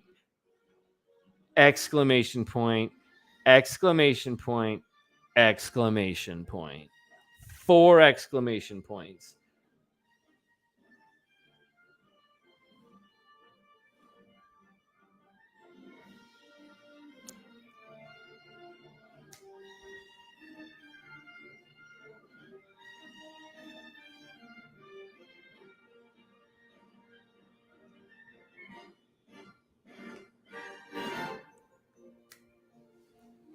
Jeremy is in, or Jeremy Packer Jack is in for what? Chugging the hot sauce? What? Some of you are like masochists, man. The Smithsonian will get the olive jar. What do you guys think the final wish is if this olive jar is like the most important thing in the world and you're finally coming to my fucking side of the table here and let's talk olive jar for the rest of this, because that's what this is all about. I've been saying it for the last year, guys.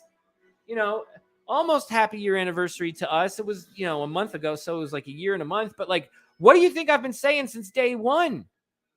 The chest wasn't found on June 5th, 2020 for the first time. The olive jar is the most important fucking thing in the goddamn universe. And it might be DB Cooper. And also we have some other lies going on with Jack Stoof. And that reminds me, we're going to get into some FOIA stuff a little later. But guess what? The kids aren't here. We can stream for fucking 5 hours and piss off people who don't like 5-hour streams. And maybe I'll just bring the panel on while I do the Yellowstone FOIA process with you all live. I'm going to show you all how you can FOIA very simply, and it doesn't cost you a dime. If they find the record you're looking for, it'll cost something. But if they deny you, if they say there are no records, great. They're on record saying no records. That doesn't cost you anything. And it's your right as an American citizen to be able to do this. I would love to know Jack's take on DB Cooper and ha ha ha. I would too. It's interesting that there's a character in the movie Without a Paddle starring Seth Green, Matthew Lillard, Dax Shepard. And in that movie, 3 dudes are looking for DB Cooper's hidden treasure, the 200,000.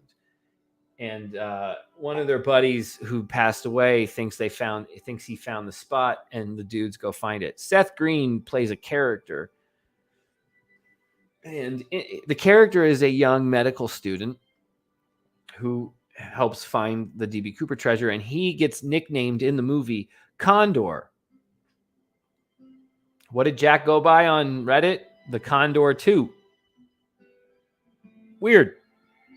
Fun little coincidence. The universe likes to speak to us sometimes, guys. Ben would guzzle Jack sauce. Wow, that's so inappropriate. There are children. Right, you're fine. Hey, do you see that CD in the background?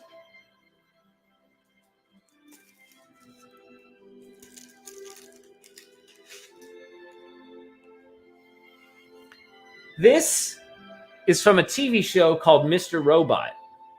It was sent to me by the creator of the show. On it, I got this for winning their ARG, which is much like the puzzle you're trying to solve for X marks the spot. I say you're trying to solve because I'm out of it. I feel as if I'm too close to this company with my source and knowledge, and if I won, there'd be fucking riots in the treasure hunting world. So it's fine. I won't participate, but I'll help out, and that's what I've been doing. But this CD on it had a hidden couple of video files that I had to extract, and had messages from people on the show, the creator of the show, the head of the games for the show, and actors and whatnot, and just for me, personalized. One of my most prized possessions, solving this 4 years in a row while hundreds of thousands tried and failed. And one of the best television shows of all time. It came in this little pouch, dude. Mr. Robot. He's from Mr. Robot.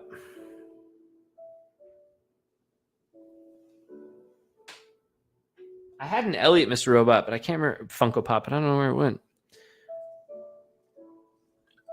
God, what is playing now? This isn't what we're looking for. This isn't what we're looking for. The Leftovers soundtrack. Let's just do that. I like The Leftovers. We can do that. That's not going to work either. Oh my God, we're going to have to go to Spotify and find out if we're allowed to fucking play good music anymore. Baby, they somehow like charged one of our like outdated fucking cards, and I don't know how to change the card on Spotify. Let's do a little driving music. Is it time to take a break? It is time to take a break. All right. It's time to take a break. So that means it's break time.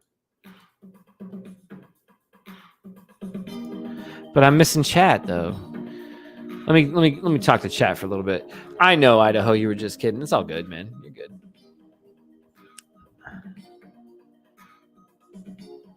X marks the panel. Yeah, panel. Are we doing a panel? Is that what you're saying yes to? Yeah, panel. Is that what you're saying?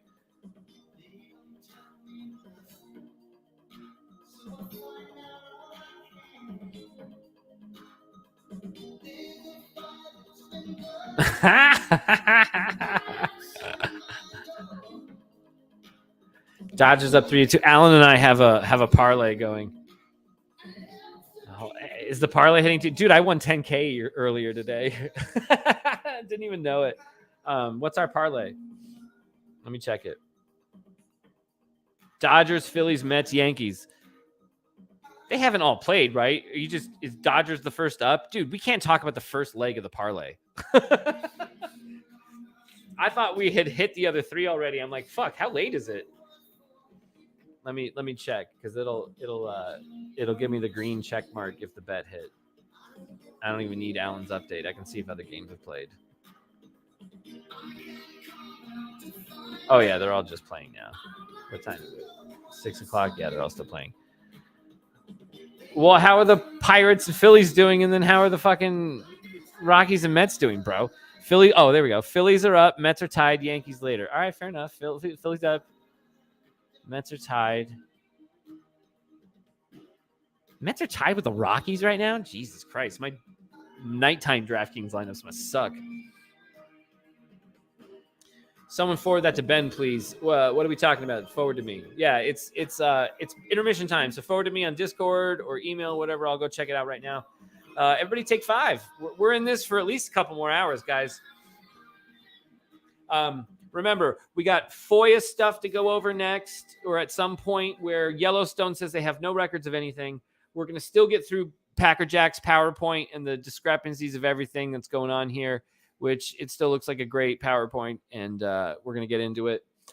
This is going to be a mega stream. We're going to have some fun tonight, guys. It's a Friday night. If you're ready to fight, don't believe me, just watch.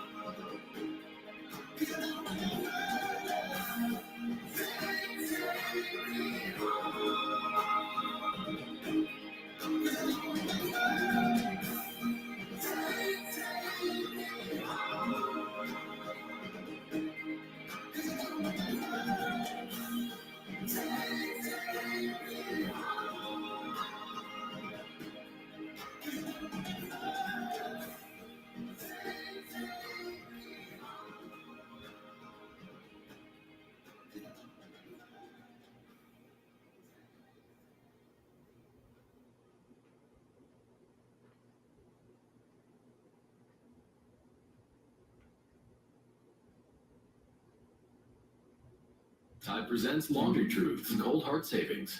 Oh, hey, about to start a load. On hot?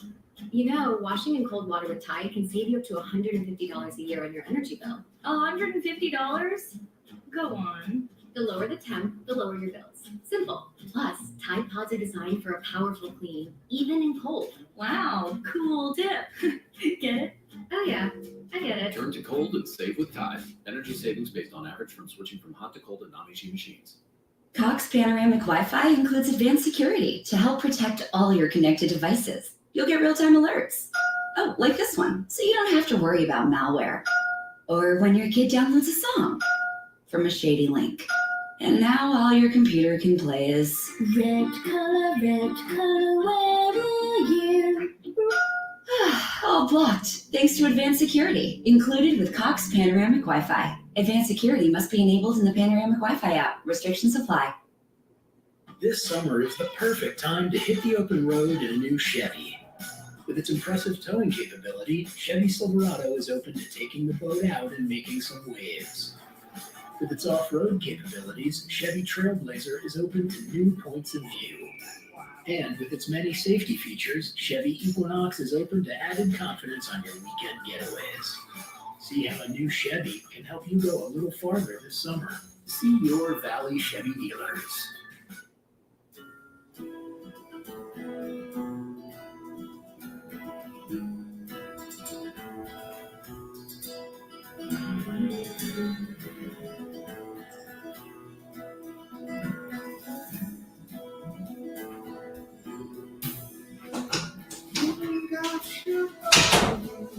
Oh my god.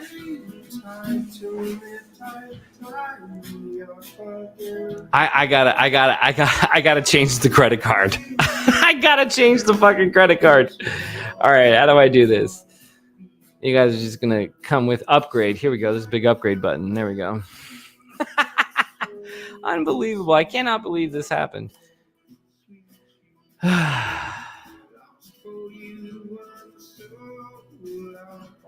Oh, that's why.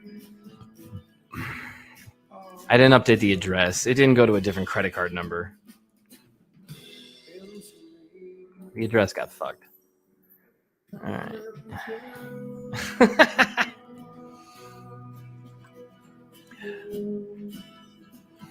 Little dots.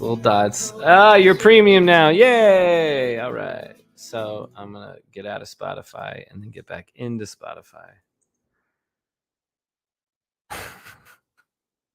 It still says upgrade. Oh shit, maybe I should Control-Alt-Delete it with a task manager and really make sure this bad boy is gone. Sort it by fucking name. Spotify. Oh, it is gone. What the fuck? Why does it keep saying upgrade? I've upgraded, motherfucker. Play on Spotify.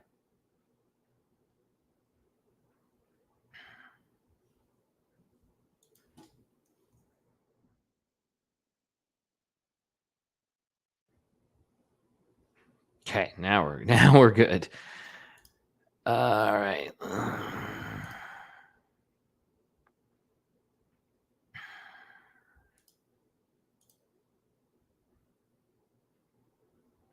All right, Ashley. This one's for you, Ashley. Ashley Power. But I gotta find the right one. It wasn't the right version. This one is still me and Ashley's. Mine. Ours. Hers. I've got dreams to remember. All right. Well, I just want to listen to this song now. Shit. I didn't get to actually enjoy my fucking weed, so because I had to run back in here because of the ads. Not this song. Oh, okay. Is it too much? Is it too much? All right, fine. It's too much. It's too much. It's too much. Babe, it's too much. It's too much. I got to leave him with something else.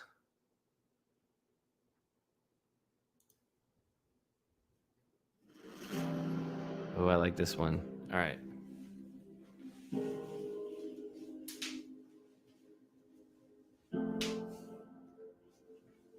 fuck it. You know what?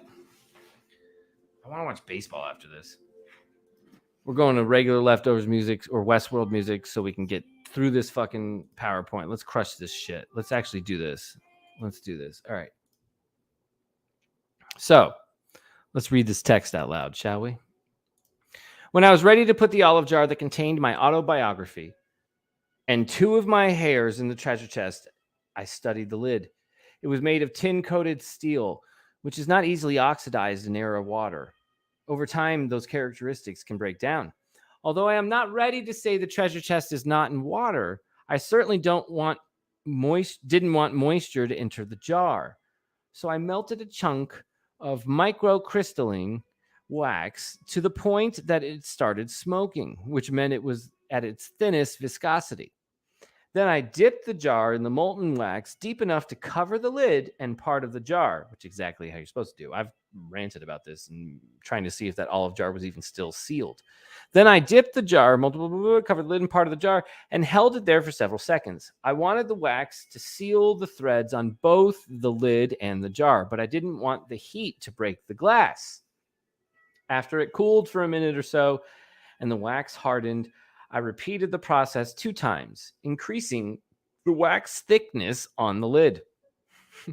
The wax was petroleum-based and won't evaporate or deteriorate. When cold, it becomes brittle, and that's why I wanted the threads on the lid and the jar clogged. 2013. And then there are the jars.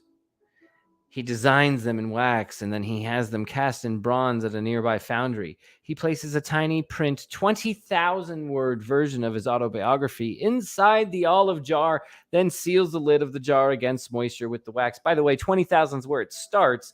That number fucking pops to 32,200 at its highest number. Now, obviously, Forrest isn't going back and changing the word count physically, but he is verbally to us increasing the word count each and every time. Interesting that he does that. Good, go away. He places a tiny print. The olive jar goes into the bronze jar, and then he buries the whole thing deep enough that currently available metal detectors won't find it. He's buried about 8 so far, he said, and plans to bury more than 30. Several finished jars line up at the edge of his desk, and more wax models are waiting to be cast. See, I don't even agree with this 2013. Again, I think people have been very confused about the deep enough that metal detectors won't find it. It is my firm belief that the bells are buried deep enough that you won't find it, not the jars.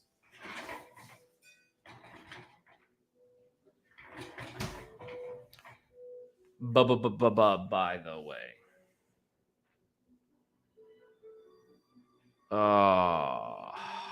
I asked Crump to my source.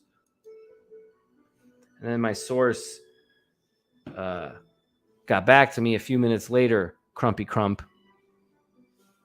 And I said, did you guys talk about anything called Loran in regards to aviation? If that's the question you could ask, I'd be grateful. The response I've just gotten,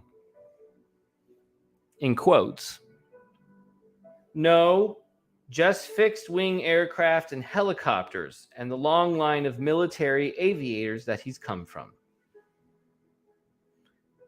Another quote that I can read from is, we chatted about San Lazaro and the upcoming auction in Cincinnati, end quote.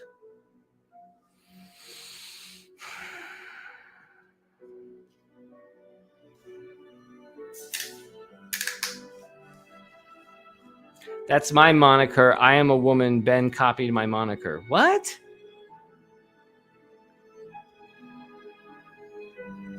Why would I need a huge jar and not just a test tube? What are you talking about? There's a lot of pages there, man. Wrapped up, you need like a jar for that shit. And by the way, there's probably something else in there. Chasing the thrill. He saw the key to the treasure chest, badly rusted up against one of the gold coins. This is obviously Dan Barbrisi, covered in spider webs. It had all clearly been here a long time. He saw the olive jar, said to contain Fenn's autobiography. He took it out, read the few words he could. They were about things related to Fenn's life. He put it back amid the waterlogged bags and grime-covered coins and web-filled chest. It was real. And yet he did not feel anything triumphant. No sense of victory. Huh. Well, maybe because he didn't read the olive jar. And, there's webs for sure. Waterlogged? Huh? Jack's email to Forrest on June 5th. Though there seems to be some discrepancy between what you in the past have said is in the chest and what is actually what is in there. The chest and items match the book's photos and words in the family history visible through the glass of the waxed olive jar refer to members of your family. Skippy, Donna, Creighton.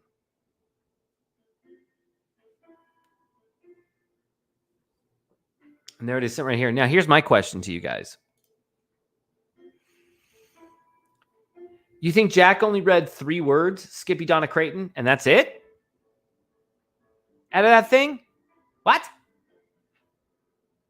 He read every single word he could on the outside of that thing. Abso-fucking-lutely. 100%. Well, I think this, it took, 10 minutes? They know we're streaming. I told them I was streaming. That's interesting, though, right? They're always watching. That's what I was told. They're always watching. I don't like to say that because then it hypes shit up, but I was told always watching.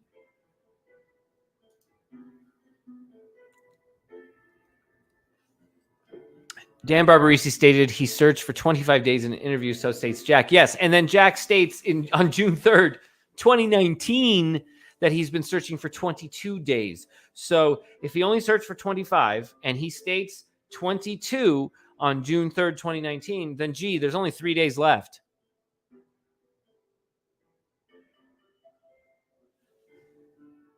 Hooley says, "Hi, cavalry." Barbarisi's quote alludes to more. I would agree. Look at Forrest here. Look at. He looks smitten.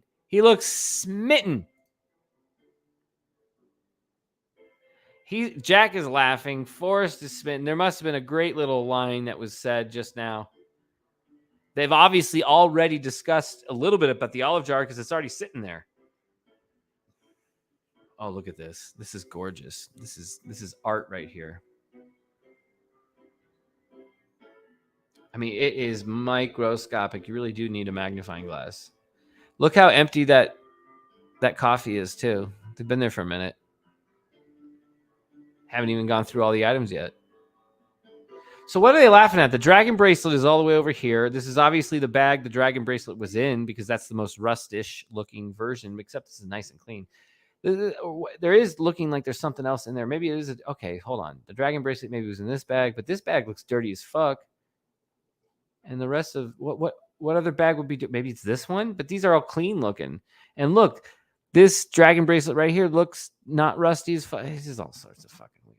Anyway, I'm not even gonna get into that. Oh, and then look at all this shit. There's the scissors. There's the bracelet. There's that pesky little olive jar. The bane of my existence. The reason I'm still here. Double omega. Omega means ending. Exactly. 2 endings. 2 endings. Because Forrest says, can you keep a secret, right? Look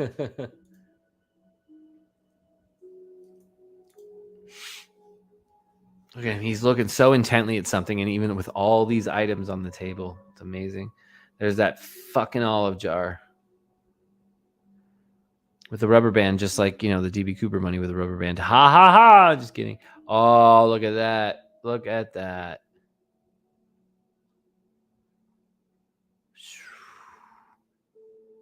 He's wearing hush puppies. Just saying. That's what ha, ha, ha says. DB Cooper wore hush puppies.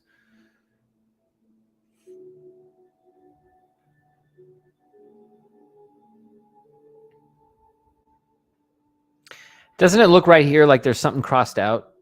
There's like a big bolded blop area right here.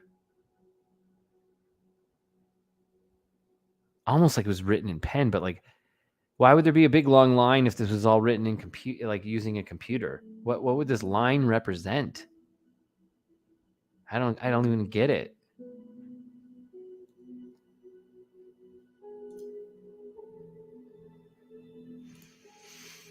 Oh, look, it's Danny Boy with his gloves.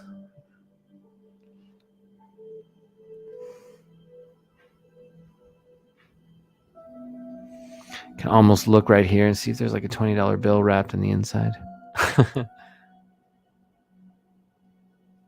Oh shit, I think that's what Packer Jack was doing.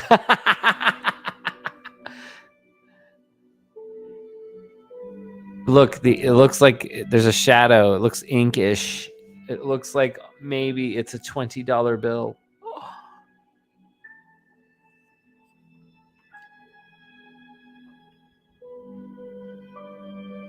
Inside one of these folded pages. Look how many pages there are. Maybe one of these. Oh my god, right here. I just want to know what's inside this damn thing. Ah, there it is. I knew where Packer Jack was going. There's the 20. Packer Jack. You can see the hair on the inside. Okay, hold up. You can see the hair? Like right here? You think that's hair? Redford Condor 2. Ooh.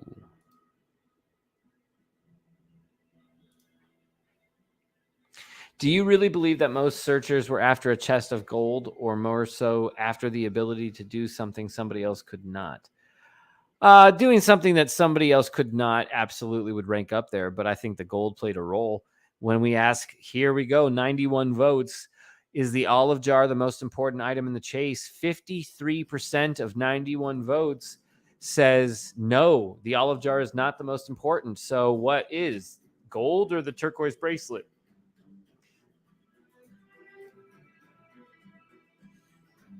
Okay, so inside of the roll, their little microscopic line here could be hair. Interesting. Interesting. Look at these 20s. This isn't the kind of 20 I think Forrest is going to have. He's going to have like an actual pristine looking one. Let's get to FOIAs, shall we?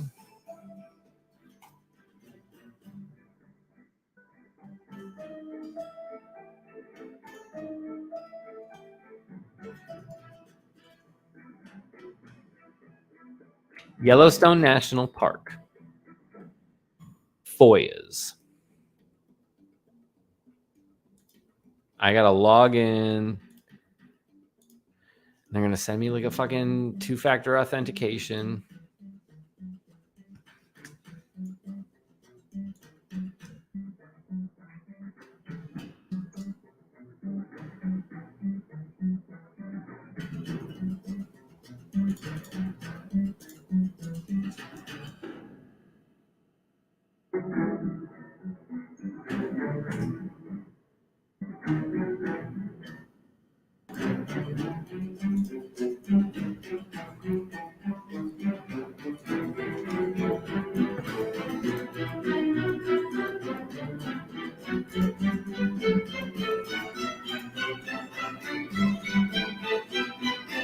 FOIA time, bitches.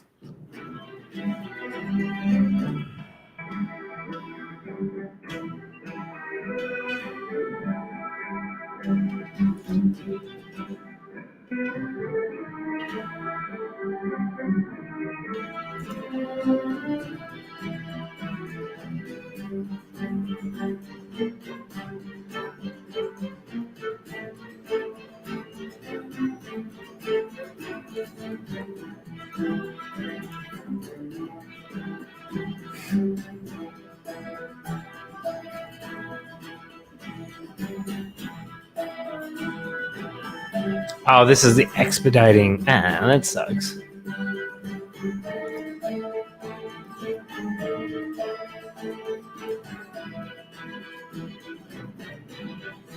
Watch this.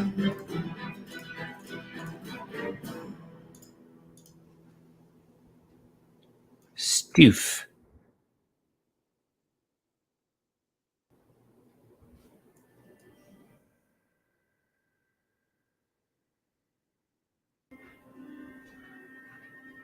These are the results for folks who have FOIA'd anything with the name Stoof in it.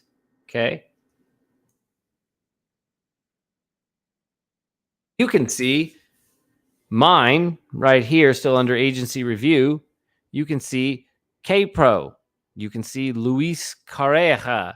You can see Kimberly Olsen. You can see Scott Conway. This is all public information. This is no doxing here. It's just these are people who have filed Freedom of Information Acts. There's freedom of looking at Freedom of Information Acts, right? Is there not? So if we click K-Pro's Freedom of Information Act request, she states the following.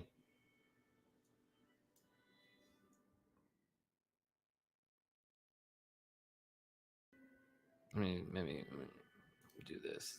There we go. She's requesting all correspondence, reports, records, and other types of information between the National Park Service and Jonathan Jack Stoof between 2018 to present. This was done in May 26, 2021. Completion June 28th, 2021. The answer was no records. Now, how come K-Pro didn't hit the breaking news button for that? She asked for records between Jack Stoof and anything with the National Park Service, and they said there are no records. But apparently, Jack Stoof was on a Zoom call officially with the Chief Ranger of Yellowstone.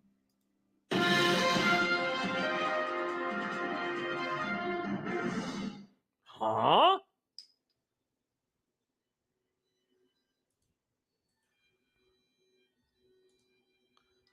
Well, that's weird. Let's try someone else's, shall we? Or at least try to. We'll see if this actually works.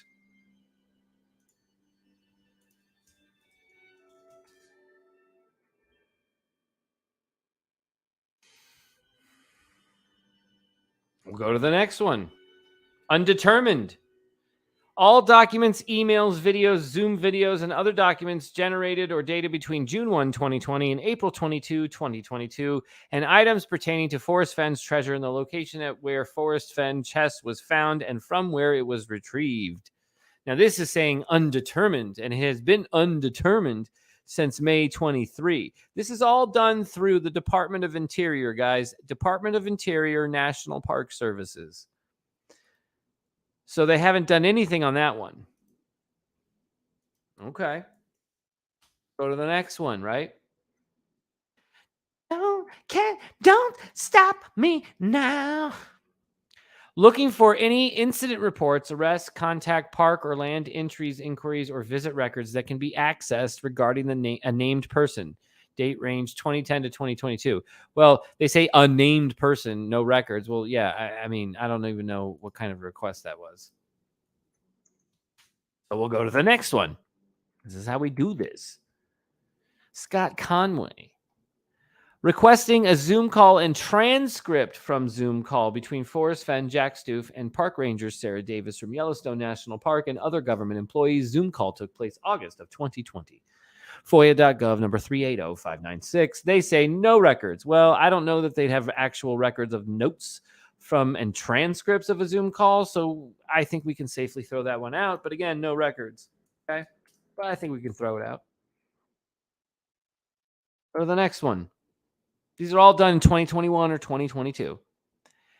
Requesting emails and correspondence from June 20 to December 20 to or from former Yellowstone Chief of Resource and Visitor Protection Sarah Davis containing the terms treasure, chest, Google Earth, Forrest Fenn, and or Jack Stoof. Undetermined as of July 2020. No response.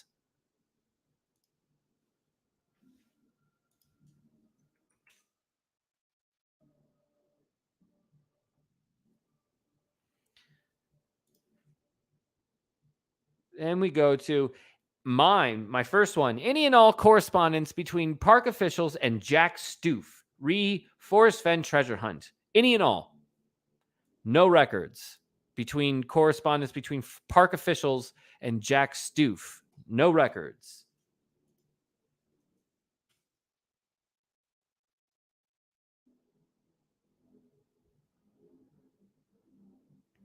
So then I rephrased. Any and all correspondence between Yellowstone National Park and the National Park Services with Forrest Fenn. In addition, any and all communication between any representatives of Jack Stoof, Forrest Fenn Treasure. Undetermined, estimated date of completion, September 21. I guess we'll find out. And then I wasn't done on that one as well.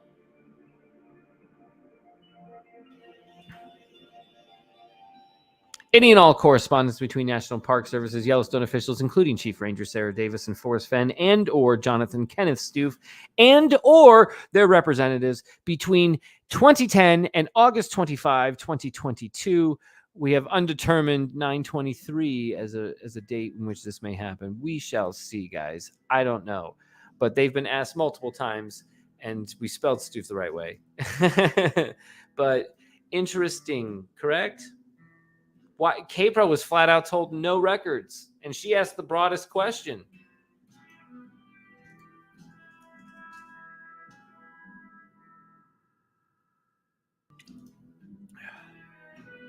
Jack Stoof in 2018 to present, no records. No records.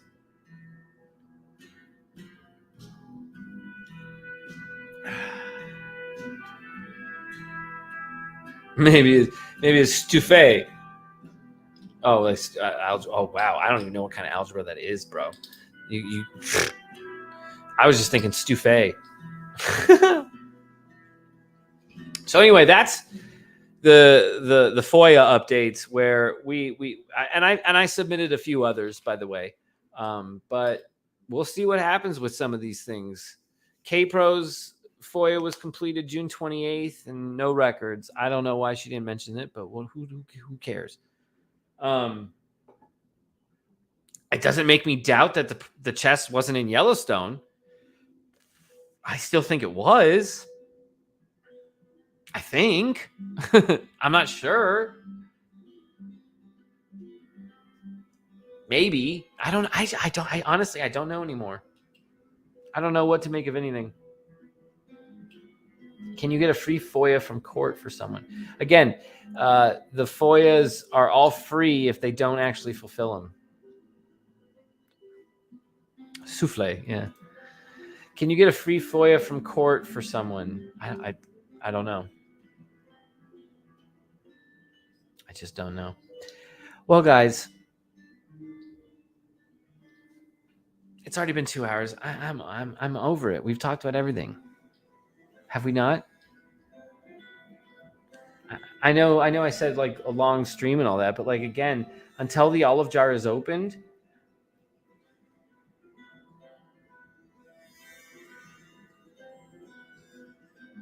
so that's next on the list. Oh, panel, that's right. Oh, fucking panel. Okay. You guys still want to do a panel?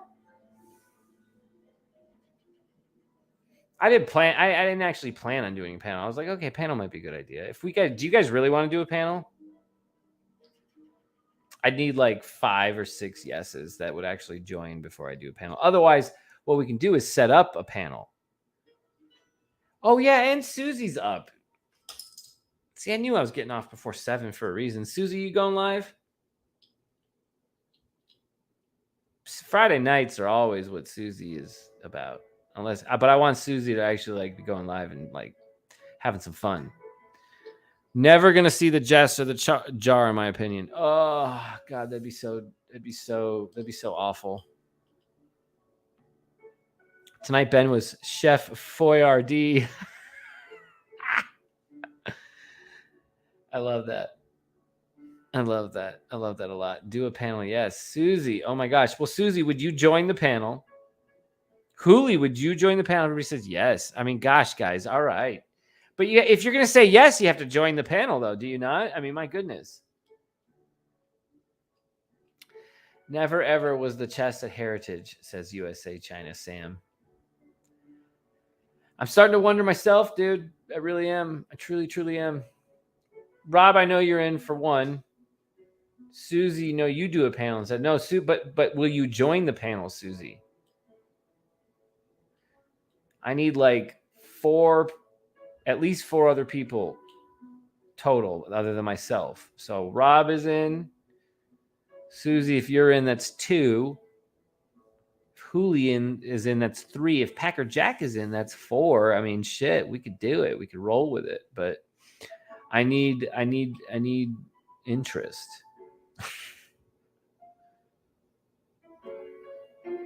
I'd have to put pants on. Not going through Discord. You don't have to go through Discord. I'd just put the link in chat. I just put the link in chat. No big deal there. What was that about anyway? Interested. All right. You guys are interested. Fuck it. All right, we'll do this. Let me figure out what I'm gonna do for dinner now. Probably DoorDash this shit. All right. So I'll get the link. I'll put it in chat. I mean, this would be the time to just keep going because nobody's here. So I have no responsibilities. I know we haven't talked since our breakup. Oh, fucking Jason, you're here. No, not breakup, bro. You're way behind, dude. I got like new phone, no numbers. I think I thought you and Ashley had been like randomly chit-chatting on text or whatever, but like, bro, if you want to come on the panel, dude, please do. I would love to talk to you, Jason. Carrie, you're so over the top. You're so fucking over the top, Carrie. It's ridiculous. Why don't you come on the panel, Carrie?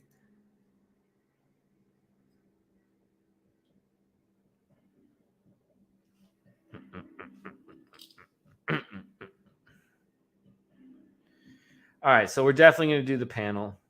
I just got to figure out what I'm going to eat for dinner. Since obviously I can't drive. I was thinking tacos. All right. Let me post the link in there. Copy. There you go, folks. Link is in chat. We'll get the music off so I can hear people talk. And oh boy, this ought to be fun with a panel. Let's do this. Can't wait. You whole bunch of dolts. I'm kidding.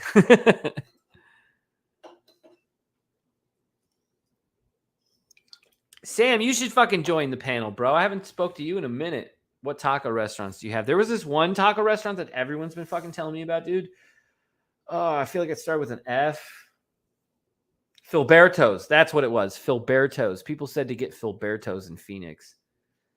I think that's what I'm going to do is Filberto's. Rob, your in is Tiffany. You know you got to change that, bro. Oh, did I? I'm sorry. I'm just like, just for your sake. Just for yeah, your sake. I know. What's going on, dude? We've emailed each other so many times. I don't think we've ever streamed together. Oh, man, every day, man. I'm just trying to get everything together here, man. I got so much going on. I like it. How you doing, man? How's busy life? Well, I'm doing great. It's a Friday night. I'm by myself in this house and pretending to like be like, you know, do you remember that clip from it's like very, very famous from like Risky Business with Tom Cruise, and he like slides in with his underwear with like a shirt on or something like that. Like I've just been walking around the house just like I can do whatever I want. There's no kids in here. Yeah, I only got a barking dog. That's all I got. Well, barking dogs, dude. I lived with my pug, just me and him for like 10 years. Pugs are the best. Yeah, Tony V. I don't know who Tony V is. Tony V, what's up, man? Ooh. Can you hear me? I can hear you, man. Hey, what's going on? It's a Friday night, and I'm like 4 beers in, and we're talking Fenn, Olive Jar, doing a panel, and then you joined us. Okay. I don't know if you got my email from like a week ago. Ooh, let me check. I mean, probably. I haven't been good about responding to emails lately. I know. Oh, yeah. I remember that. Yeah, Did you see that? So what am I even looking at on this one, though? Okay, so like you have a couple of screenshots in the email, and then I see like, okay, it's, and then I see like the gold frog, and then there's another image attached. No, that's not me then. Okay, the one that you said, this one says Tony. Yeah, Tony V, but I sent you Oh, an you're email. right. Oh God, dude, there's so many emails. Oh my God. All right, I'm hold on. telling you, man, it's a lot of things to think Yeah, about. you. I think you're looking at the wrong Tony, but I'll I'm make looking it at the wrong fast. Tony. I'll make it fast. Did you guys Oh. see that they put up the Forrest Fenn house for sale? Yes. I got it now. Yes, I see. Okay, Tony. you see Yeah, that? 5.2 million. 5.2. Yeah. I know. I even asked my cavalry source. I was like, hey, if anything, can you find out, like, is the house really for sale? Like It's on everybody. Realtor. If you go It to is. realtor.com. It's happening. Yeah, they're really selling it. It's bittersweet. Yeah. So I just wanted to see if if we can make an appointment to go see and like do a live stream tour of the house. Oh my God, I wish. From what I understand, you need to have like verified funds to be able to go see houses like that. I think there's a video of Forrest Fenn house that they took of everything. There is, but I want to get into that vault, baby. I want to get into that vault so bad. What else is in there still? Yeah, they don't have photos of the vault, but they have like photos of the outside and photos of the bathroom. Right, the infamous bathroom. You could see how Forrest was making faces out of that marble wall. So I don't know if I want to see that. Hey, Sherry, what's up? Hey, Ben. Long time. Trying to get on. my phone responded and was like, I don't think we've been introduced. I wasn't saying Siri. I've had Siri off since they invented Siri. I've never used Siri once in my life. I've always had that turned off, and she finally said something. So, Sherry, how are you doing? I'm good. How are you? I'm enjoying my free Friday and There you obsessing about the olive jar out loud. I think that's fun. That works. What do you think about all my crazy thoughts about the olive jar? Oh, she fucking disappeared too. What happened? Oh no. You don't want to be on camera. I think with StreamYard, there's all sorts of things to click. Yeah, because that's what happened with StreamYard. I'm like, what is all this? And then you told me, like, it's actually easier, but like you can accidentally get rid of yourself, like because it's like a web page, and you like close a web page thinking you're closing something else, and then you just kick yourself out or something. Anyway, what do you think about all this shit? Oh, Sherry's back. Sherry. Sherry. Internet. It's all good. It's all good. Yeah. So you were asking about what do I think? As I told your lovely fiance out in Las Vegas, I think you're right on the money. Well, shit. It's hard to argue when someone tells me I'm right. Right. Rob, am I right? You don't got proof, but it's a good story. I think that's accurate. I don't got proof, but it's a fun story. You're damn and right. That's it. Entertain us for the day, right? I mean, this is entertainment purposes. I mean, entertainment to an extent. It's not dishonest entertainment. I'm having fun with it. As I said, it's entertainment purposes. Right. If it happens to be entertaining, great. But that's not my goal. My goal when I first started was, why isn't this chase coming to a happy ending? Oh, I know. I feel the same way, but I think we just can't let go. But I mean, it's something that brings us back, hoping there's something new. Well, and that's really truly the battle I think we're facing right now is are we unable to let go? And that's really all it is. It's all in our head, and we just can't let this fucking thing end. No, or we're right. And there is something else. You got to have closure, man. That's everything in life. That's what I'm hoping we're one step closer to. I won't talk about myself, man. I hate talking about the South thing, man. I mean, it's been circles of life with that already. It's something where I hope someone else's solve is right. I hope it's Davio. I hope it's you. I hope it's Bill. It ain't me. I don't have it. Right, but no, I just mean in the sense of you guys were all second place. Like your solve was right, but Jack went there and got it and took it. And, yeah, I mean, then it's like, whoa. Then you're like, oh, you were like, yeah, you were right, but you didn't get it, and it's like, okay, well, at least you were right. Like, oh yeah, then you could talk about it 10 years later with your family at a fire, outing. Exactly. I was like 2 blocks away from there. Exactly, and so the fact that we don't even get that. Of course, that's why we call it closure, man. That's all it is at the end of the day, man. We're all here to get to know each other. I mean, that's all we are, man. You know, That's all we want. I know after passing of my dad and my brother and a divorce right now, I'm still living, so I'm having fun. I think that's the point of life. I think you just defined it right there. When people ask what is the point of what's the whole purpose? I might be back on, so you better take him back. Hey Sherry. Hey, what's up? Fix your fucking internet. No, I'm kidding. It's Verizon. It's Verizon. You know, the last time I used, what am I on? Oh, I am on Verizon. Ha! But I was going to say, when I was boots on the ground in 2009 on a dig. Oh. Right when I met maybe Forrest, I was using this Verizon story internet. again. I wasn't going to get into the story though. Purely, what I did, I had a laptop, and it was a Saturday. It was a random Saturday in that June, and there was soccer on. I don't know. It was crazy. It was like the Euro Cup. It was something important, and we were watching soccer on streaming. Now this is 2009. Streaming a sporting event in 2009. It was like choppy. There was buffering. You know, it wasn't good yet. I remember them days, right? Like you're just like, you almost put up with it. You expect the buff, like everything's going great for 2 minutes. Yeah. You're just hoping, like, no, keep going. Oh, there's the buffer, right? So I was using Verizon internet, paying $24.99 a day for satellite internet to hit my laptop when we were in the middle of nowhere in Mimbres, New Mexico. And yeah, that's 2009. And what did you know about how internet was going to be? Let's put it this way. I ended my Blockbuster membership in 2009, and then I joined Netflix in 2009. I was watching movies on my college laptop in my bed on Netflix purely because, like, I was like, this is the wave of the future. I can watch their movies suck. I can watch Speed over and over and over again. I've seen Speed like 3 times one night, and I'm like, I'm watching right? But like their library wasn't very big, but it was good. It was big enough. Packer Jack, I see you, man. But like everybody looks like they have internet issues right now. It's been happening on mine too, but actually, I don't know, not me and you, but United States of America under it's the phone thing right now. It's phones. No, the glitches are coming out of the phones. I think the Russians are attacking our Wi-Fi and our phones. Stop that. I'm kidding.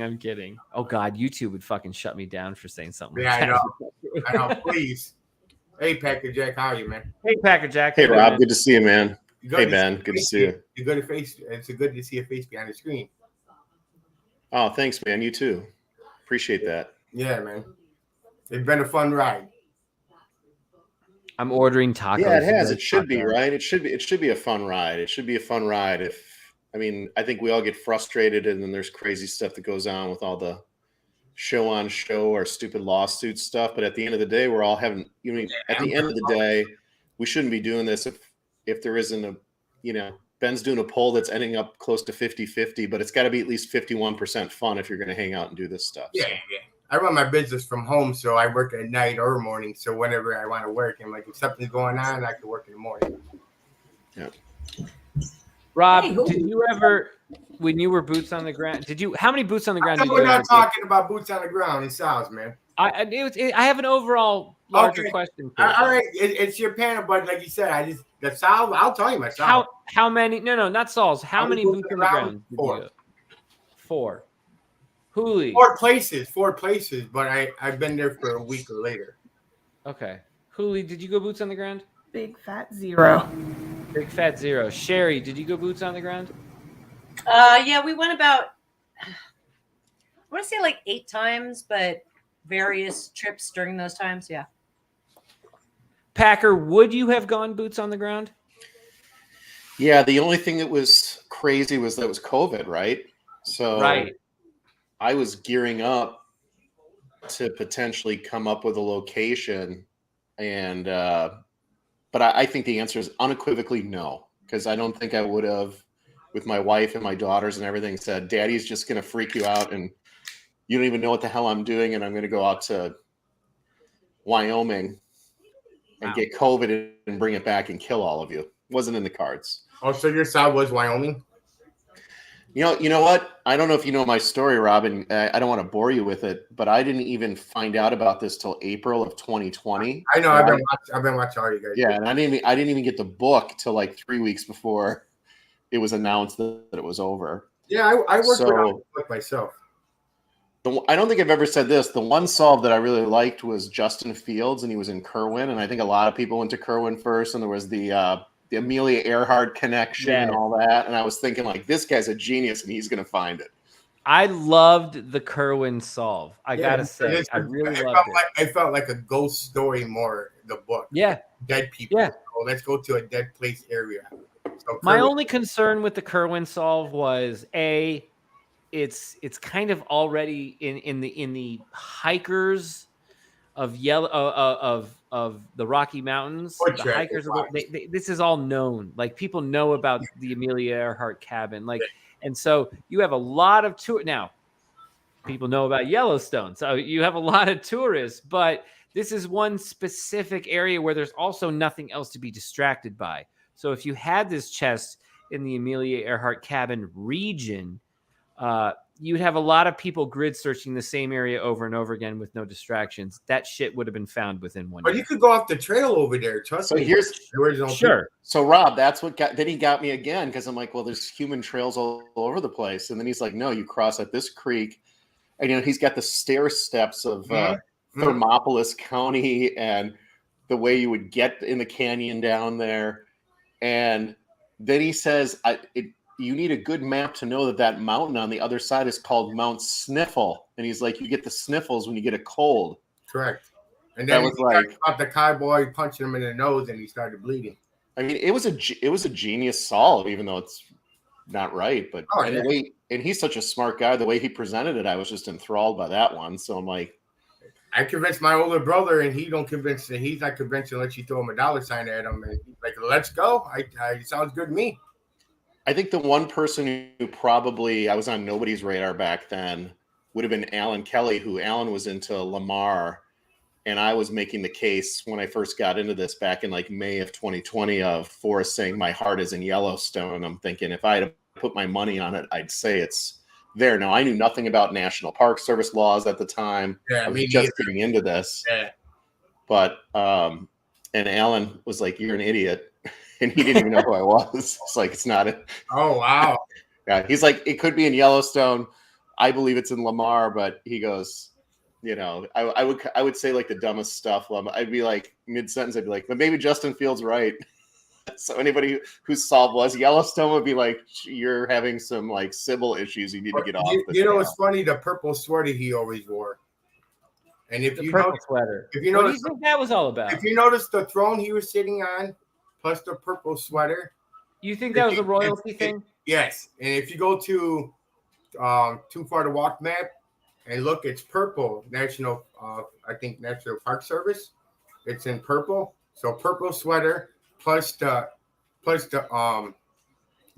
that called? The key. If you have a key, it's a yellow, orange, green, like a key grade. So purple, I would think purple for sweater saying royalty. That's where it's located. But there's something with the borders. It's got to be something with borders because he mentions it way too many times. It's a focus on borders. There's no answer to borders in this 9 Mile Hole solution. There's nothing. There's no sage at 9 Mile Hole either, but that's for me not the same. Well, that's a whole. That's a whole like. I'm just saying the words that have been thrown out, and Forrest said them at Elon, Jenny, Kyle. There's no sage. There's no sagebrush. And Jenny's a real good girl to go to see her stuff. I think Jens told it to me over a beer and pizza when we were in Yellowstone last year, and we were debating 9 Mile Hole, not because we were privy to secret information, but we were just logically getting there. Vertigo had already posted about it. People were talking, and we both said there's no sagebrush here. Yeah, I'm not trying to say I'm smart or nothing, but that's common sense. Not. I'm a landscaper. My brother was a landscaper, and him and me took a ride there, and he said, no, there's no sagebrush in this area. And it doesn't make sense. But I had to confirm it with another landscaper. I'm like, right. all your stuff.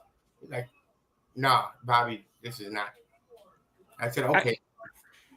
I mean, I guess if Forrest was wrong about pinion nuts or well, I don't know what he was technically saying he was wrong on. I guess he could be also wrong about the sagebrush. That's what I'm saying. Maybe the guy was just wrong. Is this what we're all chasing? What he was wrong at? Or If that's the case, then it's like, oh well, shit. He does look up words and everything, and people don't even remember the stories or the wording in it. You know, he changes, and then he changes words into questions to words. Well, it's again, and I don't know what Dale's role was, but again, Dale plastered it on his website. Forrest Fenn is the master of the double entendre. That's what I'm saying. Man. If you think you know what Forrest is saying, you don't. I don't think we're supposed to get it.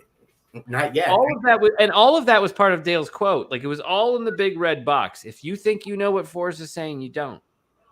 Like, that was part of the warning, the disclaimer for going on the main blog for the Chase. And so, yeah. What does sagebrush mean? I don't know. What? Does it mean anything that there's no sagebrush at 9 Mile Hole? Well, I don't know. If he's standing where the chest would be, there would be sagebrush. So he says he can smell it. He says he can smell it, right? You can't smell it. No, you can't. I agree. You can't. Like, maybe someone could hypothetically argue you could. Okay. Because it's like 2 miles away or something. Well, I'm from Chicago. I mean, I'm from Chicago too, originally, and I mean, common sense is you could smell it. I mean, but I mean, it is what it is. What do you think about that, Packer? The no sagebrush thing. Was there at some point? Is there closer to to where 8 Mile is? That's what I was thinking. Is such a wild. I've got a ton of it in my yard, and if you go across the country, I'm kind of in the same area. I don't know how much of a slip up that was, the pinion nuts thing. I think more, like when we had the Discord speakeasy discussion and Forrest says, well, hypothetically, let's just think if you're in a national park like Yellowstone, and then he corrects himself and says, but let's talk about Gallatin.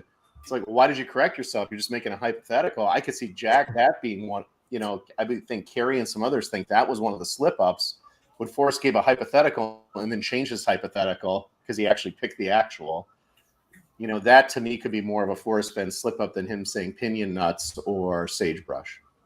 Fair enough. Yeah. But he wrote it. He wrote it, but wrote it down. It ain't like he just verbally said it. He wrote it. That's a good point. He wrote it, thought about it. Okay, before I send it to Jenny Kyle, we're not talking about anybody else. Jenny Kyle. Right. There's a chance for him to really examine his words much differently than if he were just saying something that I don't mean. Everybody says stuff they don't mean, or it comes out the wrong way. To type that's a really good point, Rob, because I think to your point, he's flying blind without a cane, right? It's his hunt. He can say whatever he wants. He can make his little double entendres and be cheeky, but he's going all through the Rocky Mountains. He lives in New Mexico. He's flying to Denver. He's going to Denver. He's going up to Cody. He's going wherever he wants. And there's pinion nuts all the way from Santa Fe, just south of Wyoming, and even some parts in the south of Wyoming. But if you believe that 9 Mile Hole is the actual location, there aren't pinion nuts there. So Luli maybe he is says something like that and then catches himself and says, my God, I want to play with people and I want to have fun with people, but the last thing I want to do is give out something where I'm actually giving out wrong information about where the chest is located. He's almost as worried about giving wrong information as he is giving something that would give away the location. Luli says 9.2 Mile Hole has sage. So we're saying 0.2 of a mile away from 9 Mile Hole, there is sage.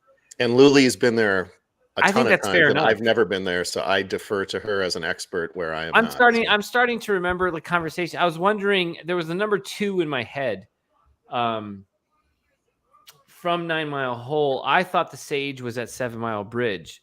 So I went from 9 Mile to 7 Mile. I had heard that too. That's why I said between 7 Mile and 9 Mile. Yeah. So I don't know if Luli could even confirm that it's to the west of that. Yeah, I would venture to guess it's to the west. It has to be to the west. Luli, if you could confirm that, yeah.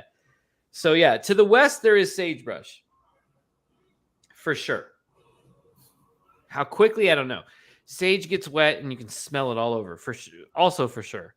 Well, then you come up to the south to the mountains, and then there's that kind of not butte, but that mound, and then you have to go over to where your salt was, Ben, by where your tree was on the other side of that, right? So, I still love my tree. Especially if the wind blows, you'd be able to smell it more.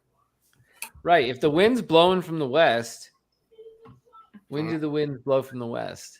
Is there like a certain almanac for that? You can pinpoint the month. If it's in the canyon, it could be right east to west. Right. If the winds only blow from the west through Madison Canyon, let's say August, September, October, and if Forrest is smelling sagebrush, this means he's hiding the chest in Madison Canyon in August, September, October. And that's the only time you could smell it is them months, and you got to be. That's the only time he could smell the sagebrush. Oh, I'd love that. Well, think about it. No, that's a little bit.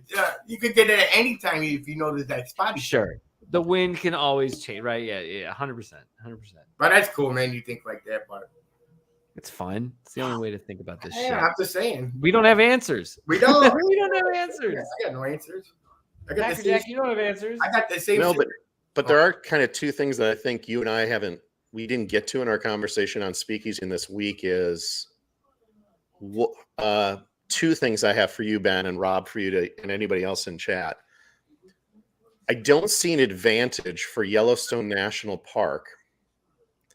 Sarah Davis, Chris Flesh, Kimberly Bell, whoever the DOI representative was in this supposed meeting with Tom Hanasco, Jack's attorney, to not do something that would send a signal to anyone, any person, to say, don't you ever hide something, don't you ever do anything like this again, like a Forrest Fenn treasure hunt in our park.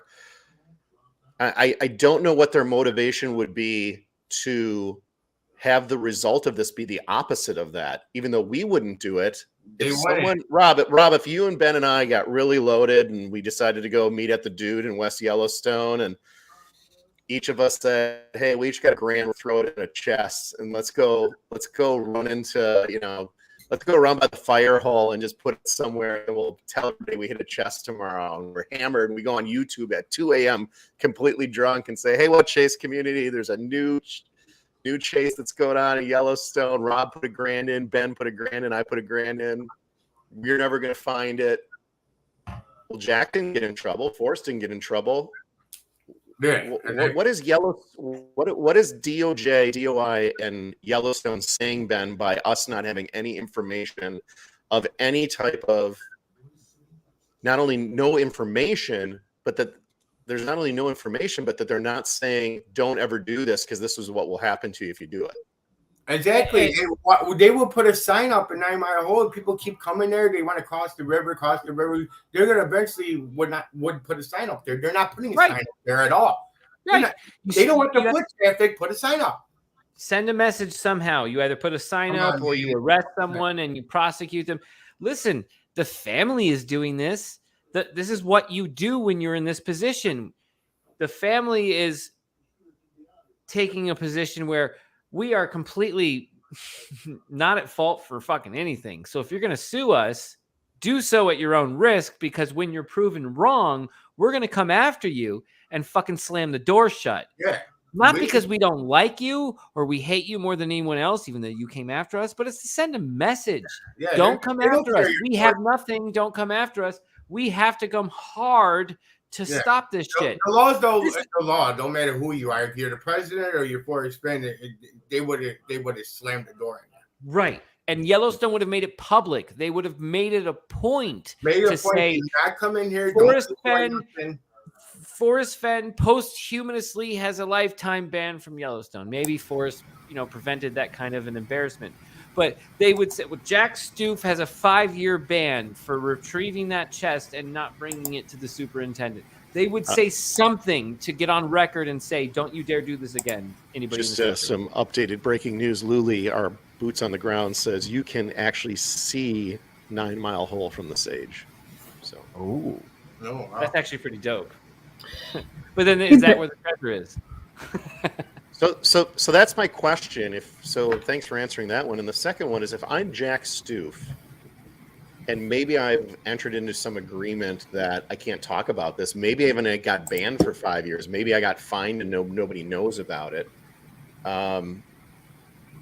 because I don't think he wants to go back to Yellowstone right now anyway. So he's probably like, I'll Right. go to Puerto Rico and serve my 5 years or whatever. And I don't even think they would give him that. Why is it in his best interest to not say I've sold the chest, to get that albatross off around his neck, so people stop saying, yeah, he was the finder. He's always going to be in the spotlight. We're always going to want to know how he found it. We're always going to have interviews with him. But now we're not chasing the gold anymore. We're not chasing the olive jar, because he's saying, I've sold it. The person I sold it to had me agree that they're anonymous, and I've signed legal documents that I cannot name who I sold it to. See you later, everybody. Why Right. isn't he doing that? Right. Common sense. Exactly. Why? There's so many logical paths to this. And if you go, well, Ben or Packer Jack or Rob, you're not Jack, so you can't think like, I understand I'm not Well, we know Jack, but I common can still sense, think like a but- rational human being. Yeah, it's common sense things that people would do. And we can take, there's different common sense actions different people would do. Human beings are unique. I understand that, but we all fall into categories. So I just need to figure out the category that Jack Stoof is, and then go, okay, what are the options that this type of Jack Stoof would do? Come on. Forrest Fenn's not incriminating himself if he says I didn't move it from the spot that I left it. I didn't move it. But if it's in an area that it's not supposed to be, and that person moved it, it was not originally moved from Forrest. It was the finder. Then it's out of his hands, like Forrest said. It's out of my hands. And when the finder finds it, I'm out.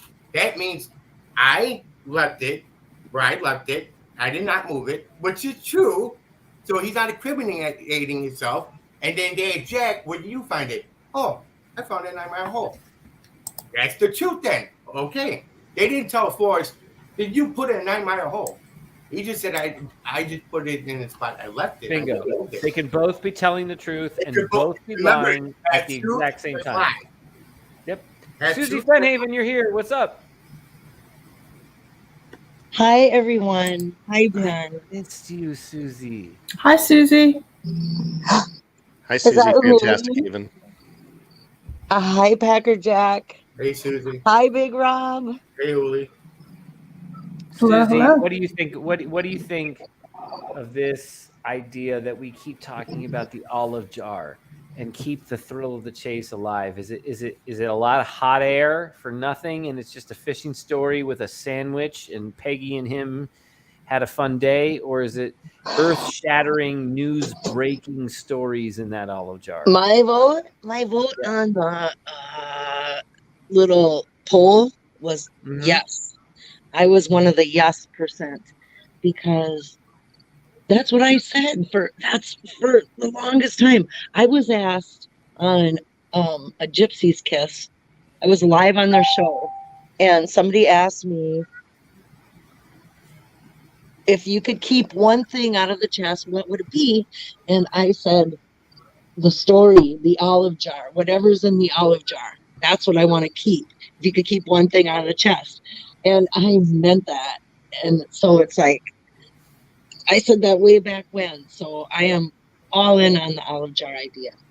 Susie, then you are part of the original gang of Story Over Gold. I'm gonna put you in that group. OG, original gangster. OG. No, I think I'm not even an OG.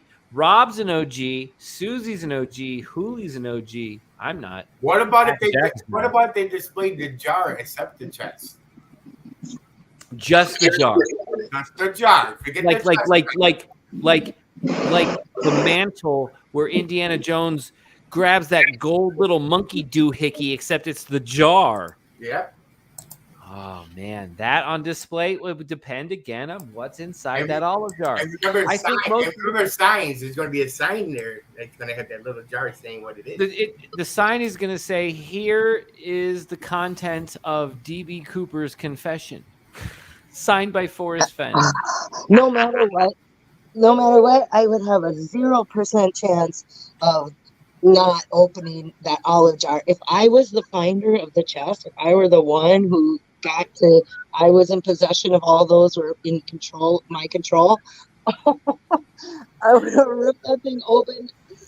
Oh my God! Without How do you even not? How do you Susie, not? Oh, I would open it at the hotel and tell my brother, "You play with the coins. Let me open it." and then I'd be like, okay, whatever, and then be like, wowed or whatever it is. I don't know, but even I'll be right back, guys. you could reseal it if you wanted to. Be that's what smart about it. that's what I would be doing is resealing it, figuring out a way. That's what I'm saying. How you know he didn't? Yeah. How do you reseal it though? It's a ribbon. Are you resealing it like it never happened, or are you trying to Like just it never reseal happened. Yeah, like it never happened. No, no, nothing about How that. can you pull that off? What do you It's mean? microcrystalline wax. It's No. a ribbon. It's a Christmas ribbon. What are you talking about? Because we know specifics of what Forrest did to the wax and the type of wax and how he heated it up to the maximum temperature and how he did if you recreate it, we already know. And I don't know, not saying that happened, but that would happen if it wasn't myself in control of this story, boy. Rob, you look pretty young. Huli, I can't see you. Susie and I have a little more rings around our trees. We're yeah, for sure. How old do you Susie, think I am? I think you're probably, I don't even want to guess. I would say just from looking at you, all just with your alabaster smooth skin there sitting in your kitchen, maybe like 35 years old. I don't know. And I was going to say 37. 39. There we go. See, Okay. But Susie, my point was, you've got to remember the Al Capone's vault with Geraldo Rivera. Oh, yeah. Oh, for sure. So, and for those of you that don't, I mean, many of you know Geraldo Rivera from Fox News or he had talk shows, but he was like he was like Jerry Springer before Jerry Springer. And he did this primetime thing on ABC that he had figured out where Al Capone's vault was. And they were going to take jackhammers and everything and do this live on TV. And at the end of the day, it turned out that they got in there and there was like a chair in there and nothing else, right, Susie? It was a big nothing burger. It was a big but nothing burger. The hype around it, the money the commercials that were spent during it. And to me, I don't know. To me, I see parallels with the olive jar, Susie, where if it's just ramblings and rumblings and it's just his hair in it, just the fact that someone would get it and want to open it and read it to us, I would pay per view $100 to see that. And you know what else too? Even if you opened it up and it was nothing new, if there was just his hair and just no new stories, it was everything. It was just a copy of The Thrill of the Chase or whatever. That's the one thing I'd still want to keep out of that whole jar. I don't care. I wouldn't care that I would want to. I would want to keep that. Plus the closure, because then we know it was just that. And I don't mean keep it. I would want to keep it and share it, the information. Keep the jar forever for my own thing. Share the story. Really didn't have to put the hair in it because if you looked up treasure hunts and looked up Forrest Fenn and saw what a chest looked like and you found it, you would say, "Oh, it's Forrest Fenn." You wouldn't have to worry about a person's hair. I think if you take Forrest as the way he described it, would be that if someone found it 1,000 years from now, they could take my DNA and know that they were related to me or know that it, where my family was, or those types of things. The DB Cooper side of it is if they ever find out who DB Cooper was, and it's Skippy or whatever, you could connect the DNA. But Susie, the point I was trying to make is, I think a lot of people would say, "Oh, you built up the olive jar to be all this, and it was just ramblings and rumblings in it." Right. I would find closure in that. I would find comfort in it. I think it would be awesome to have someone open it and say, "Here's what was in it, and let's read it together and have a great time with it." Yeah. No kidding. It would be an unveiling. It would be a huge deal that a lot of people are interested in. I mean, that's what I think. Well, it's not a lot. It's not a lot of people. I think it's no more than probably, I don't know, maybe a couple hundred. And that's it. I don't think it's. I think it's 1,000. I think it's at least a couple thousand people that would be like, what? No, if you wrote the story right, or if you presented, not wrote it, whoops, if you presented the story correctly, you could build up that anticipation of what is in this olive jar. If you did justice to the real story that is happening, people that got hooked on the story along the way would be like, yeah, what is that? And I think it would be a really it is the oddment, it is the curiosity, it is the archaeologist in Forrest Fenn that made him do it. And I for one would love and would pay to see that. Huli, first, are you surprised that the FOIAs are turning up nothing or not? I'm not. And I'm sorry, I bugged out for just a few moments. So if I missed anything, my apologies. No, I just want to make sure we weren't ignoring you and that you're on the panel. So I want to make sure we could hear your voice. Thank you so much. Rob, I do have with the whole. Oh, go ahead, Huli. Go ahead. I do have a quick question about the FOIAs. Do you think if there was a donation made to the park, there would be a FOIA to find out if there was a donation made? Sure. As hush money? That would be an interesting one to file. Yeah, I don't know about that. Or could it be anonymous, maybe? Yeah.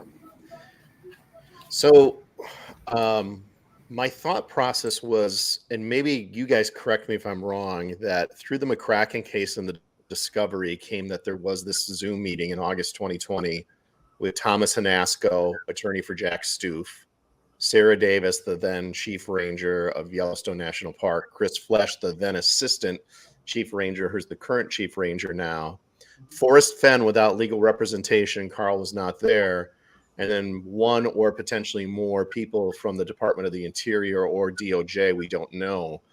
The way that I believe that this came out in discovery was through McCracken asking for discovery, and this coming through documentation from attorney Thomas Hanasco, who's Jack's attorney. Being an officer of the court, we watch all these crazy shows where there's, Better Call Saul and scurrilous attorneys, but as an officer of the court, for you to supply information, for you to give documentation that would be made up, you could get disbarred, ruin your career, lose your license. So to me, this whole thought of did that meeting actually not take place? Could Jack and Forrest have manufactured it, that this took place in August of 2020 to make up for the fact that the chest was really discovered in 2019 and they had to concoct a ruse about June 5th and 6th in Yellowstone National Park? Or to many people who are in the chase that don't even believe it was in Wyoming or that this whole thing was fake, my question is, do we think that Jack's attorney would participate in a grand conspiracy and potentially lose his law license? He'll make more money off having his license than what that chest would be worth. And I led the witness a little bit there, but to me, it just didn't make sense that Tom would participate in anything that wasn't true. No, I don't. Yeah. But Carl didn't have to be there with Forrest. And Forrest just said, "Hey, I didn't move him from the original spot I put it." He didn't have to be there. Right. So and Forrest wouldn't be lying if Forrest said, "I have no idea if it was moved from the original spot." I know. I've been sitting in Santa Fe drinking coffee. Hold on. What did Tom?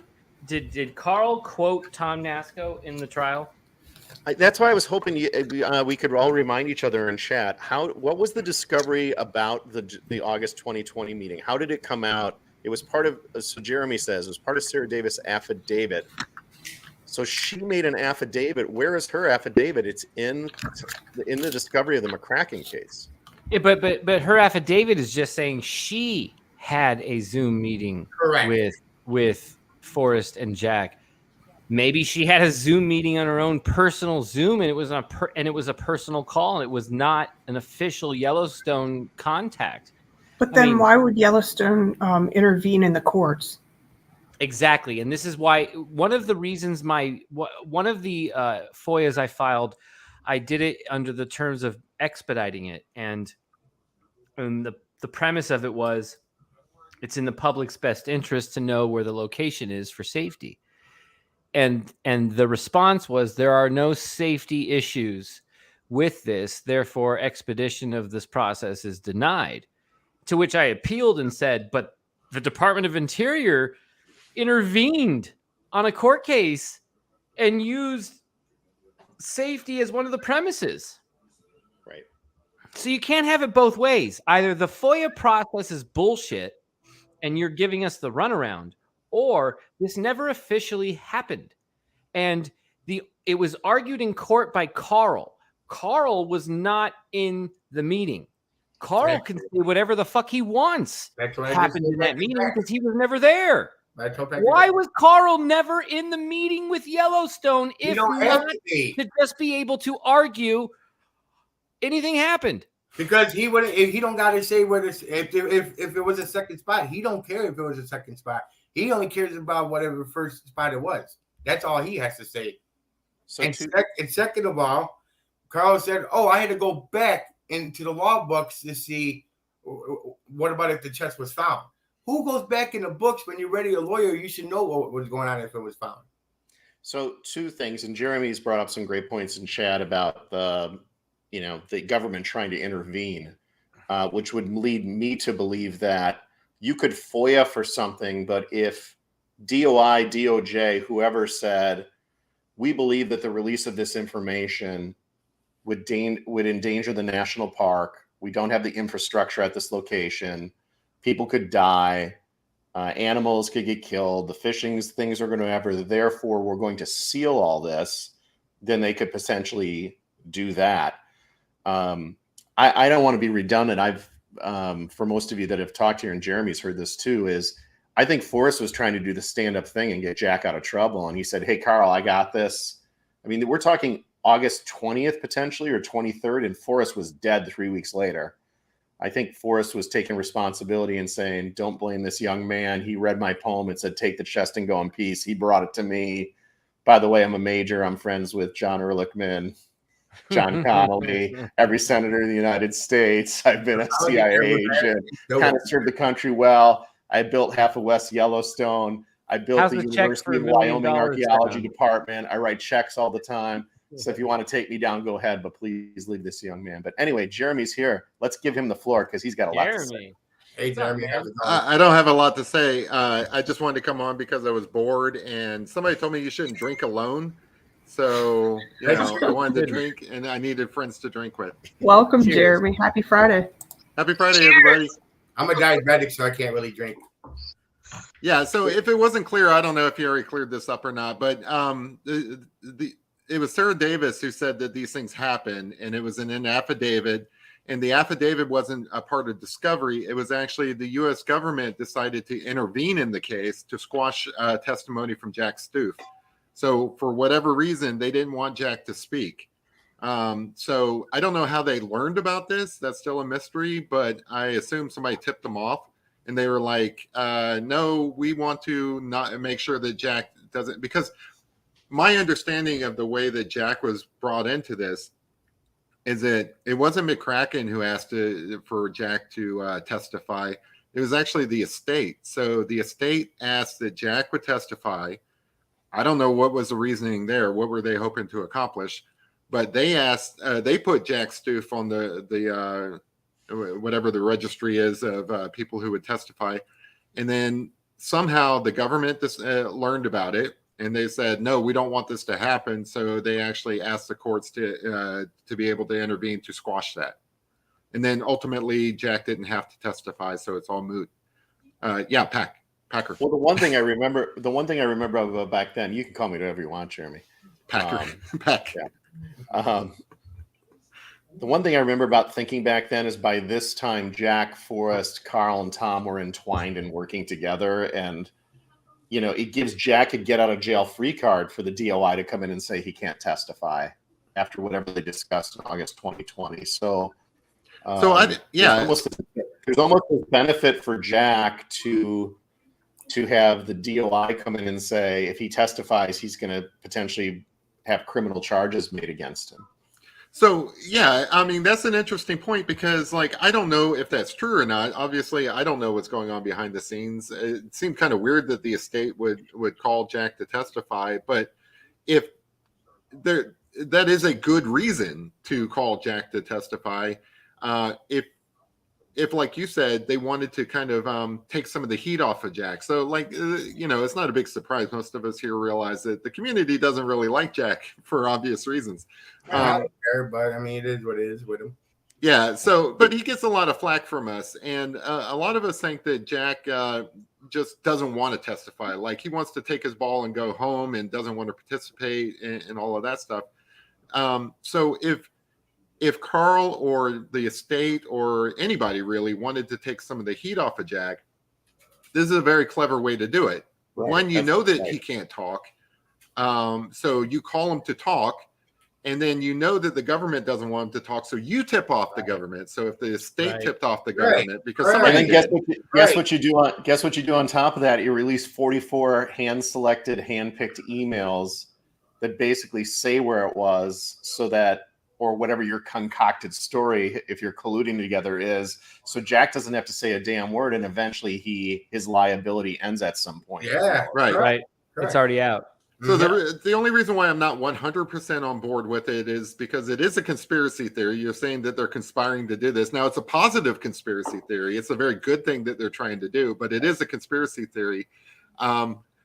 But it's one that I kind of like. It is a positive thing for the state to take some of the heat off of Jack, and because I came away thinking better of Jack after this. I'm like, oh well, I didn't know he couldn't talk. I mean, if he can't talk, then who am I to judge? Like him and all that. So yeah, and remember in Dan Barbarisi's book when he says who was told, and he says, I forget what the exact terminology is, but he goes, Forrest and I and the people that needed to know.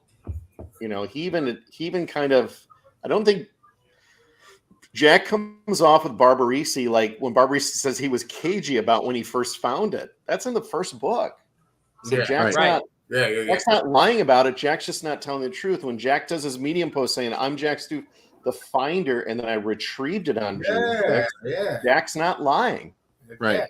That's why there's Forrest statement about me and the finder agreeing it was Wyoming. That's correct. Wyoming. And then it's like truth, and then a lie mixed with the truth. I hid it where I put it. Sandwiched in between. But a little sneaky lie. Okay, we got Jack Stoof. I found a 9 mile hole, and Forrest, I put it where I put it, and hey, I don't know who moved it. Just like your flies. If somebody finds your flies and moves it somewhere else, and you say, hey, I don't know where I put it, and somebody moved it because you want to move to a special spot of Ben Napple, yeah, I want the finder to move it there. But I put it there for a reason for you not to get in trouble. That's why it might you move. Fair enough. I love it. And I've been into the court system a lot, but not me personally. My dad. I was just about to say, like, if Vince Gilligan doesn't watch this stream, maybe he should for the bonus Better Call Saul season 7, because this is ripe with Mesa Verde. They use Mesa Verde in fucking Better Call Saul, for crying out loud. Every time I hear Mesa Verde in Better Call Saul, because I've been rewatching. You know what you can't do? You know what you can't do there. You better get it and move it somewhere else. At least you won't go to jail longer. I'm going to make a promise right now. A promise from my soul. Terry Scant, get the chest out of there. Put it somewhere else. Whoever finds those fishing flies, the loot that I hid, will want to contact me. Okay. I think I will know. What about they take it and they move it somewhere, and then for years on end? I don't think they'll do that. I think they'll contact me. Is it for that $100,000 bonus that you promised? I hid loot in the state of Colorado. Someone can go find it. I think there's enough incentive with that. So one of the other reasons why I wanted to hop on, I don't mean to interrupt. If you have Jeremy. Okay, one of the other reasons I wanted to hop on is I tried to get people to engage with me in this on Discord, and nobody really did. I think we can actually say when Jack actually found that treasure chest. I think we can conclusively say that, and I will say why. Okay. Bavetta posted, for some other reason, I wasn't following the discussion. He posted photos that were taken of the tree stump and the tree, the stump, and the log back when Rudy found it. And then he posted another photo. I think it was one of his where he went on a recent trip later in the summer to go and look at the spot. So what you can see in the more recent photos, the ones that were taken further along during the summer, is you can actually see cracks on that tree, cracks on logs that around there that have kind of opened up and have separated throughout the season as the weather became drier. When Rudy had taken pictures of all of these objects, you didn't see these cracks because the weather was much wetter. It just came off of a snow. It had been raining. All of the wood had swollen, and these cracks weren't there. So you can see these cracks now. You couldn't see them before. And I don't know why we never thought of this before. Maybe somebody else thought of it, but I never thought of it. We've been looking at the chest all this time, wondering the contents, are they dry? Is the dirt dry? Things like that, trying to figure out what time of the year Jack may have found this stuff. We should have been looking at the cracks in the log, because I think we can say clearly now that you guys that was a great movie, by the way. It was a great movie. I had to. Sorry. I had to make I had to do the. I have to distract myself. That was a great movie. One of Johnny Depp's best. Ninth gate. You guys didn't look at the dirt and the ground and the logs first, like in the two pictures. The first picture. No, I did. I think Ben and I mean, our first picture looked like a deeper hole. Mm-hmm. Yeah. Okay. So yeah, we've been looking at flat with the broken tree. Rob, you should be on Discord. I think I was, but my computer got hacked. Not in yours. It got. I think there was a cathartic thing going on, because there were like 9 Mile Hole evangelists that were going to agree with everything that made a 9 Mile Hole. There were the people that didn't even believe in Wyoming, or that it had been hidden in the first place and Jack's fake and it's all a ruse. No, it's a Wyoming. So we had a group of people, and we're trying to look with Pavetta at the evidence. Like Jeremy, you were totally skeptical at first, right? Because you weren't a 9 Mile Hole guy, but we were dealing with all these people that no matter what we said, they were going to say yes or no based on their confirmation bias of, I believe in 9 Mile Hole, so anything that makes it look like it, I'm going to agree. And whoever thought it was all BS was like, if I can find one thing in that photo that doesn't look the same. And so we were trying to mix the scientific with the whole 10 years of confirmation bias of people that were just pissed off about it. Yeah. I mean, I'm a very evidence-based guy, so I like to think I'm reasonable. And what I had an issue with on 9 Mile Hole is, well, first off, it's not my spot, so that's one thing that's bad about it to begin with. But that aside, what I didn't like about it is everybody was pushing it without evidence. There was no real evidence. It was just a bunch of people saying stuff and they wouldn't give you their sources. Cynthia K-Pro, they said, just take our word for it. And that was difficult for me. I had no real reason to, I don't have any real problem with K-Pro or Cynthia or anybody really. It's just, not me either. There was no good reason for me to accept what they were saying. There was no evidence for it. Yeah. There's nothing that says, wow, this is it. Yeah. And then when I make Jeremy eat mayonnaise, then he has a problem with it. I can't eat the mayonnaise. I'm sorry. It just looks like something I don't want to eat. And it's like everybody drinking the Kool-Aid. You get 2 or 3, and you got 2 or 3, and I got sources, and you pull the sources out. How many people got sources? Come on. Right. So I didn't have a problem with 9 Mile Hole itself. I had a problem with how it was being delivered. So when the first photo of the log came out, I had an issue with that as well, because this was just out of the blue, and I'm like, maybe it's fake, right? And I'm the type of guy who doesn't just say maybe. I say, oh, it's fake, right? And prove me wrong. There was no information, so I'm like, oh, it's fake, because it did look like there were elements of the log that we saw in the court photos, but then there was things that didn't look like it as well. So what it looked like to me is that somebody took some bits of the court photo and just kind of spliced it into. He got it right there. Yeah, exactly. So that's what it looked like to me. And the thing is this is all we've got. We've got one photo of it, and we're expected to just kind of believe it. And I just didn't believe it. Here's what changed it, though. I went to Reddit And I said to the person who had posted on Reddit, we didn't know who it was at the time. We didn't know it was Rudy. It was just In the Wood 99. And I said, like, hey, do you have any more photos? Well, of course, now we know that Rudy was watching us debate this in Discord the entire time. Right. And he was like, yeah, sure, I'll post some more photos, Jeremy. And then, disbeliever. And actually, he posted a lot more photos. And it's one thing to fake a single photo. You can easily do that in Photoshop, but it's a lot harder to fake an entire environment. So I was already starting to believe that, yeah, maybe this is real, even without knowing it was real. You're saying maybe it's real because who would Photoshop 10 photos? And I agree with you. The premise isn't that there's Photoshop happening. The premise is that all that's happening is a match of photos shown on an email back and forth exchange between Forrest and Jack, in which Jack a year prior has already said, I'm not going to send you photos because your email's hacked.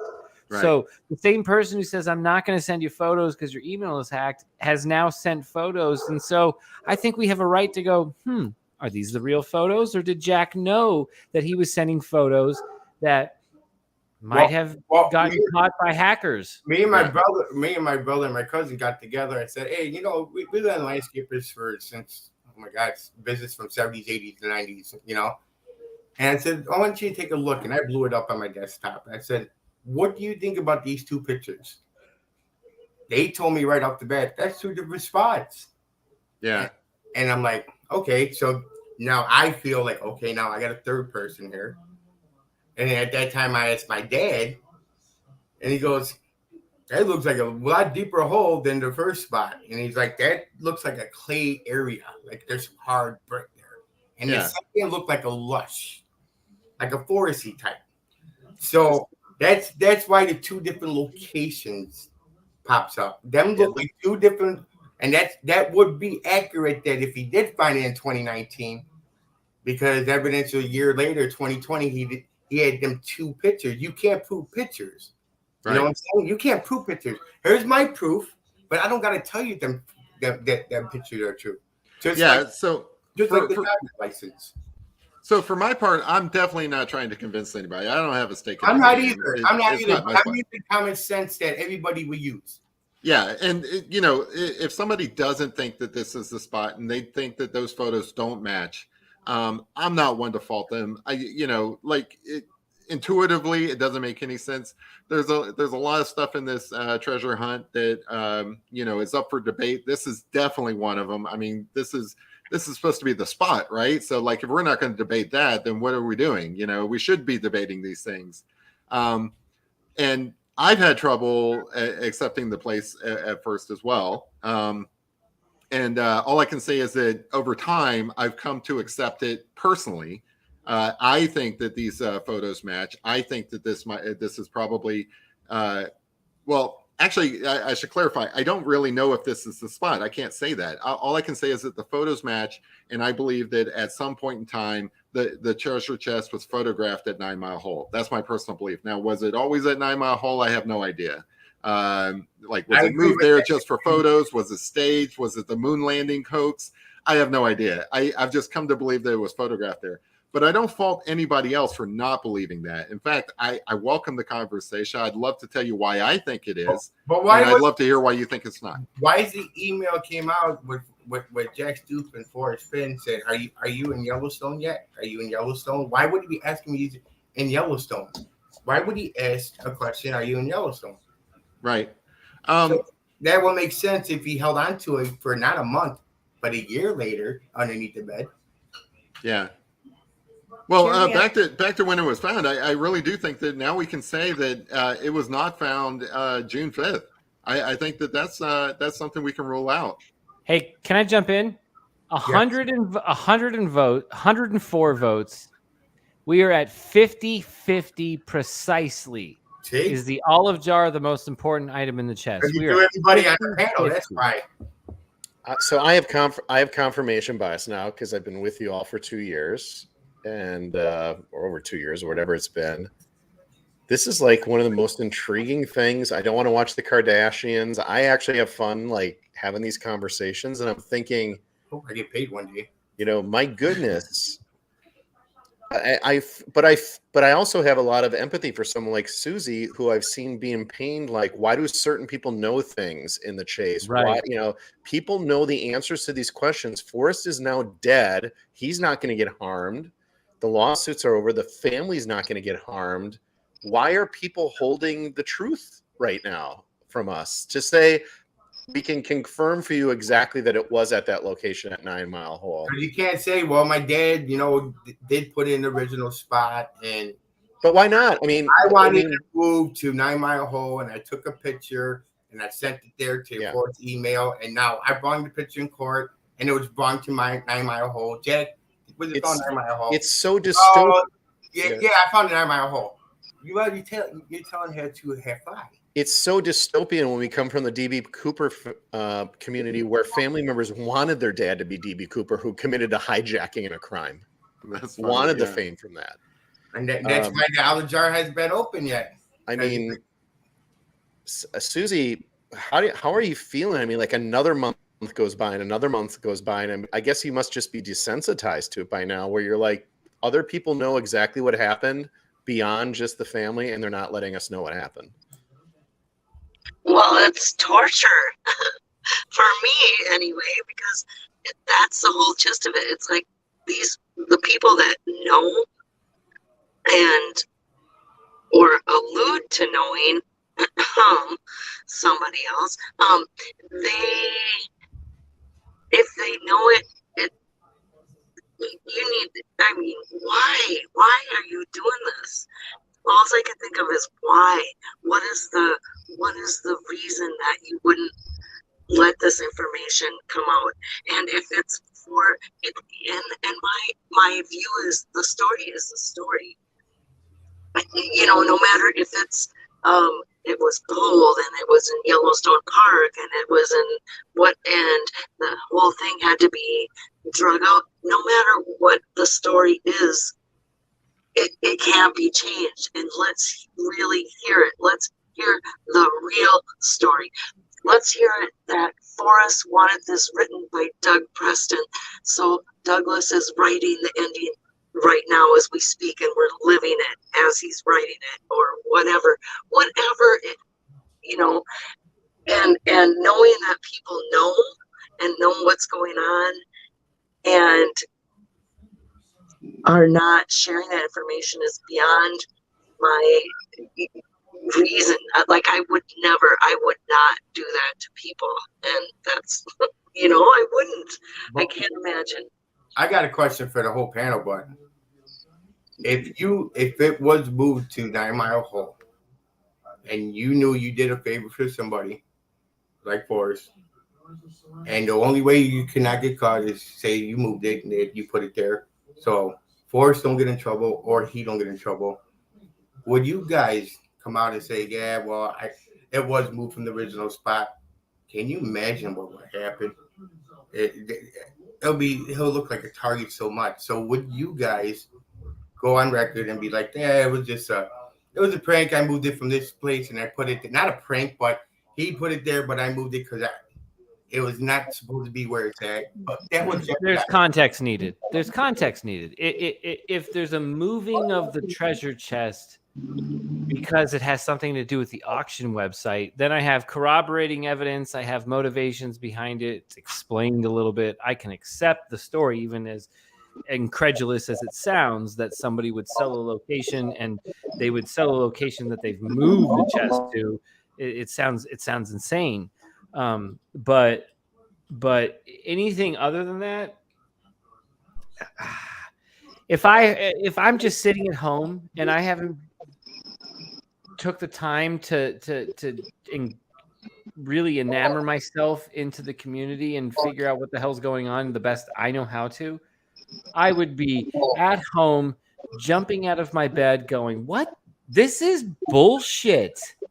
I don't know how treasure hunts are supposed to go or blah, blah, blah, but he moved it to a different spot and it's a different time. So we've lied about the time. We've lied about the location. I mean, I would start calling shenanigans on the whole fucking treasure hunt. You said the key word, lied. Is this a lie I just want the truth. That's it. I just want the truth. The Yeah. truth. No matter how the chips fell, no I matter mean, what it I don't is, want to. even if the truth But is he a can't lie. jeopardize he can't jeopardize what the chest is worth if it was in another spot. I don't want to be redundant, Ben, and cut me off. And this is almost like my solve now. So if I start going to my solve, cut me off, right? Because you don't want to hear it again. But I think Jack became an adversary to Forrest in the fall of 2019 when he actually found the chests. Was the Condor 2, which was proved by Reddit and by what we did, at least I believe, I could be proven wrong, but I believe the Condor 2 was Jack Stoof on Reddit.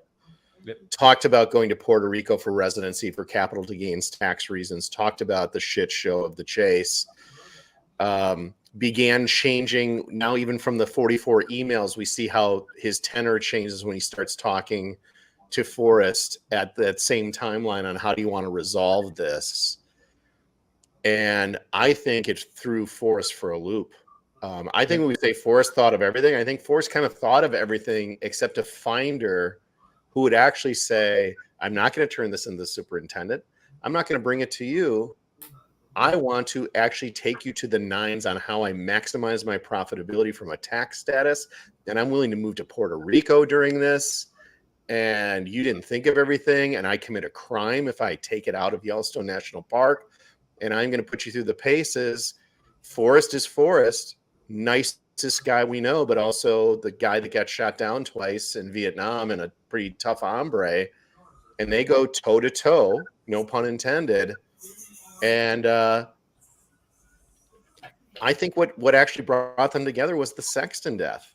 I really think it would have continued to potentially end horribly if they didn't have to say and COVID. And COVID, and Forrest saying, Cynthia's clarification to Tyler this week, if it's not found by the end of the 2020 season, I'm going to end it.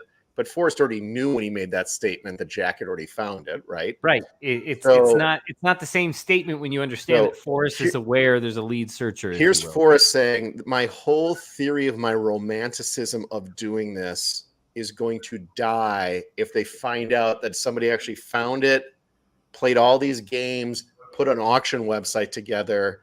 We've got to get it back to it was found by a finder who solved my poem, and so on and so forth. And after March 24th, 2020, I don't like the word cahoots. Jack didn't want to be known as the guy that lied about finding it in 2019 and another person died, whether he'd be legally liable for it or not. Right. And I believe it set a course of events that ended up where we're at today because they're just god-awful scared that if they have to admit the truth about how it ended, it brings all the 2019 stuff and the Sexton stuff into it. And I guess I'm looking at it going, I don't feel that way, but I mean, I don't feel that way personally. I don't think Forrest or Jack are liable for a guy that went out when he shouldn't have gone out and died in a different state. But I understand with all the legal wranglings and everything that's going on, where all they need is one civil suit to say, Stu, if you found it in 2019 and just took it to the superintendent's office, a guy wouldn't have died. Another guy wouldn't have gone to jail for digging up a grave site in October of 2019 through May of 2020. That guy who's in jail could sue Jack Stu for saying, you found it, you didn't come forward. Now, Jack could say it's my right as the finder to say whether when I found it or not. But it's just the legal wrangling, and then the what do they call it? Moral turpitude, right? What's the moral turpitude for somebody who found Forrest Fenn's treasure in August of 2019 and wanted to maximize profitability, and another person died and another guy went to jail because he wasn't willing to come forward? Like probably 90% of other people that aren't as smart as Jack Stoof that would have tried to figure out how to do all this that Jack has done. Right. Would have said, I'll just go to take it to Forrest's house or turn it in and I'll pay the taxes on it and never go through all that. And if someone told them, what if I told you you'd never go to jail because you never broke a law, but you could save $500,000, they'd go, well, I'd like to save $500,000. How so? Like, it's one of these where ignorance is bliss. We can all talk shit about it, but if we had $500,000 of cash sitting in front of us on a table and someone walks into the room and says, I'm going to take all of this away from you, or you can keep it by moving to Puerto Rico, you go, well, fuck it, I'm going to move to... All of a sudden, you're not thinking about searchers who want conclusions and answers. You're thinking about your bank account, and there's nothing wrong with that because this world forces us to worry about our fucking bank account every day. Yeah. Well, let's be clear with this. Maximizing profits is really it is really like finding something, saying and knowing that you're going to have a windfall and skirting your tax obligation. That's a different way of putting it than just maximizing profitability. Maximizing profitability is like, well, I'm going to shop it around and get the best buyer. Skirting your tax responsibilities, and then somebody dies, another guy goes to jail. Jeremy, That sounds let pretty me bad. intervene. Let me intervene on this one, Jeremy, and tell me where I've crossed the line. But in this country, the United States of America, I'm sorry, but the rich stay rich because they know how to manipulate the tax code. That is it. If there's nothing more, there's nothing less. They know how to manipulate the tax code.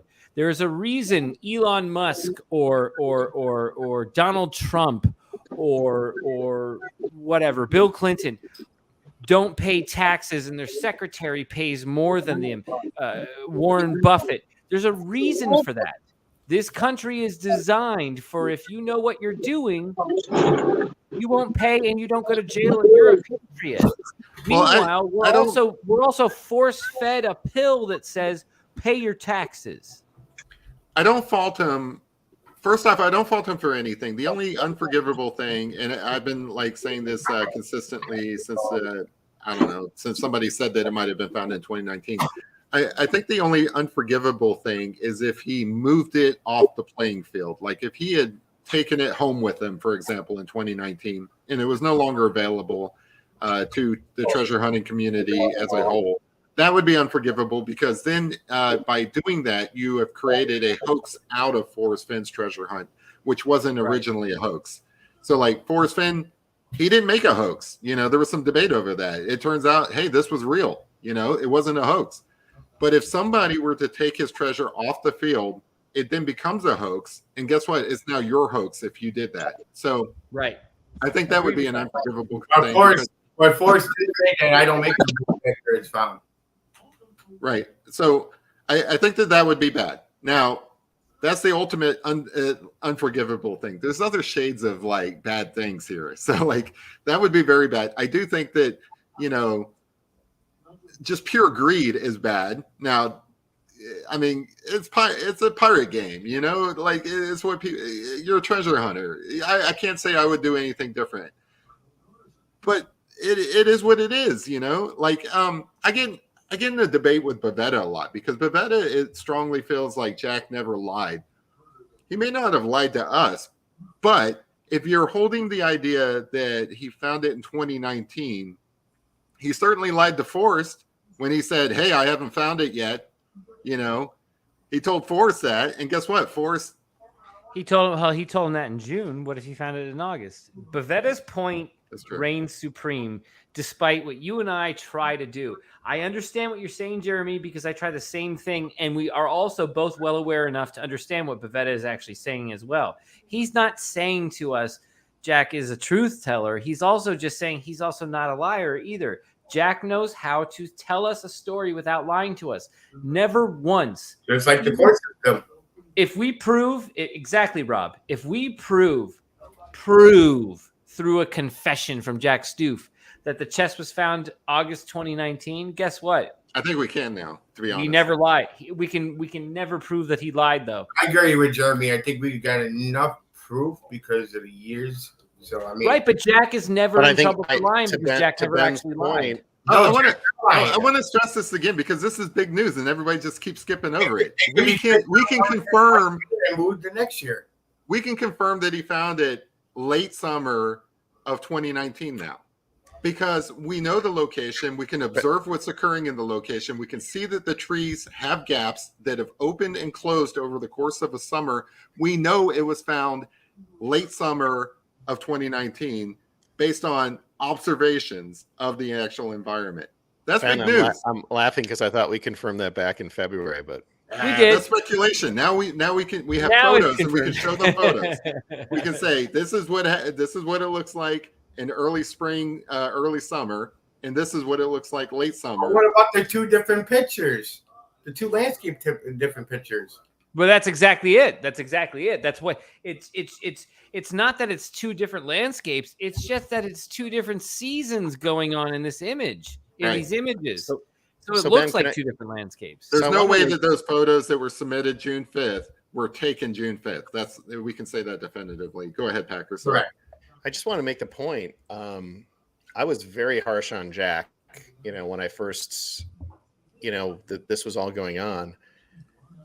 We found out about his past and his working for the Georgetown Heckler and the Sarah Palin kid article and all of that. And people were really hard on Jack and then the Condor 2 and the whole thing with his credit card stuff. And from what I've read from Dan Barbarisi's interviews and words, Jack hasn't lied, as far as I know. He hasn't lied. He's withheld information. He has not admitted things, but he has not lied. He's not been deceitful. Hold deceitful? Different. What? My dad would argue he lied by omission. Right. Sins of omission, but not saying I'm going to volunteer, but being like, as Dan said, he's been cagey. He's been cagey about stuff. Right. But when Jack says very definitively in Dan's book before the epilogue, I've always paid my taxes, I will always pay my taxes, doesn't mean he's not going to go to Puerto Rico to pay less taxes. No, he's going to pay he's the not going to taxes. try to game the system, but it also means that he potentially wasn't part of some grand conspiracy to defraud everybody with the Forrest Fenn treasure hunt. He's not going to pay his taxes. He's going to pay the taxes of a Puerto Rican resident, and that's not what he was when he found that thing. Right, but would you say that that's just besides the timeline? Is that stupid or is that illegal? I'm not here to judge. I'm just sitting here saying that if he was hooked up to a lie detector test and he said, I retrieved it June 5th, that thing would be swinging all over the place. That's all I'm saying. Yeah, and it coordinated with the book, right? With the stamp on it and the treasure, it landed on this 365 days in the year. It landed on the 365. And by the way, I'm playing devil's advocate, so I know people are going to hate me right now. Well, they hate me anyway, so it doesn't matter. But they should know you're playing devil's advocate. And I'm playing devil's advocate to that. Jack Stu finds it, knows it's in Yellowstone Park, and knows if he even digs it out and takes it, he's committing a crime. Right. He has identified the treasure chest. He might have used a metal detector. That could be illegal. He might have just, pulled it out with his hands, didn't use a shovel, but they could go find the depression that he said he filled up, which in a sense could be criminal activity. Forrest Fenn, if he hid that treasure chest at 9 Mile Hole in Yellowstone National Park, set the finder up to commit a crime. You're not supposed to be digging. Remember, Forrest said, don't be digging where you're not supposed to be digging. All right, so basically, I've called Jack a tax fraud in this this panel discussion, but here's why we should cut them some slack. I've been defending him, which is crazy. In my honest opinion, I think we should cut everybody some slack, and here's the reason why. I know not everybody's going to agree that it was at 9 Mile Hole. Not everybody's going to agree that it was always at 9 Mile Hole. People are always going to think there's some shenanigans here and that there's some behind the scenes stuff going on. People are going to think that 9 Mile Hole was, staged and that this is just a setup for whatever reason. But here's the thing about it. I think whether you believe it's 9 Mile Hole or not 9 Mile Hole, you have been given 9 Mile Hole as a solution. It's not just that we figured out 9 Mile Hole. You have also been given 9 Mile Hole as a solution to this, as an official solution to this, without them actually saying it. Because it is true that the U.S. government, who cannot participate in the conspiracy, okay, they're an independent third-party serious business, the United States government. They did choose to intervene in this case to shut Jack up. Jack could not talk about this. All right. So if you want to cut Jack some slack, that's the reason why you should cut Jack some slack. He cannot tell you where it was. All right. Or under penalty of criminal liability, according to his attorney. Right. Okay. Right. He would get into some sort of criminal problems if he were to talk. Now, despite that, I agree. Let me make my point real quick. Despite that, you have had Carl, the attorney, give KPRO a binder of emails that she was able to take photos of, screenshot, and put in a presentation to give you the information that Jack could not. All right. So could there be some shenanigans? Could there be some sort of conspiracy behind the scenes and stuff like that? Sure. However, these people have given you information that they probably shouldn't have. They went out of their way to do it. Maybe we should cut them some slack. All right. I'm off my pedestal. Go ahead, Jack. What's up, Packer? Oh, Jeremy, that was awesome. And the only thing I'd say as Susie Fenhaven's attorney, to speak for her and then let her follow up is in her own voice, is how did all these people know to set up cameras at the island hole in the Wet Creek and 9 Mile Hole? How were they getting all this information before we were to have documentary deals? And Tiffany was part of it, and then she broke off and said they were wrong. It was over on the Dry Creek. How did they all know all that information before we got the 44 Jack emails and the lawsuit? I have such empathy for Susie, who's like, we were all supposed to be in this and competing when competing and playing Big Brother and jump, to Ben said, hey man, before the chest was found, if you were going to lie to me, whatever, we're playing Big Brother. But after it's over, and Sherry had the right answer. It was all about greed and it was all about ego, that certain people were getting information to set trail cams up across from 9 Mile Hole in the wrong place that the community wasn't getting. And they were all doing it under the guise of whatever they were doing it.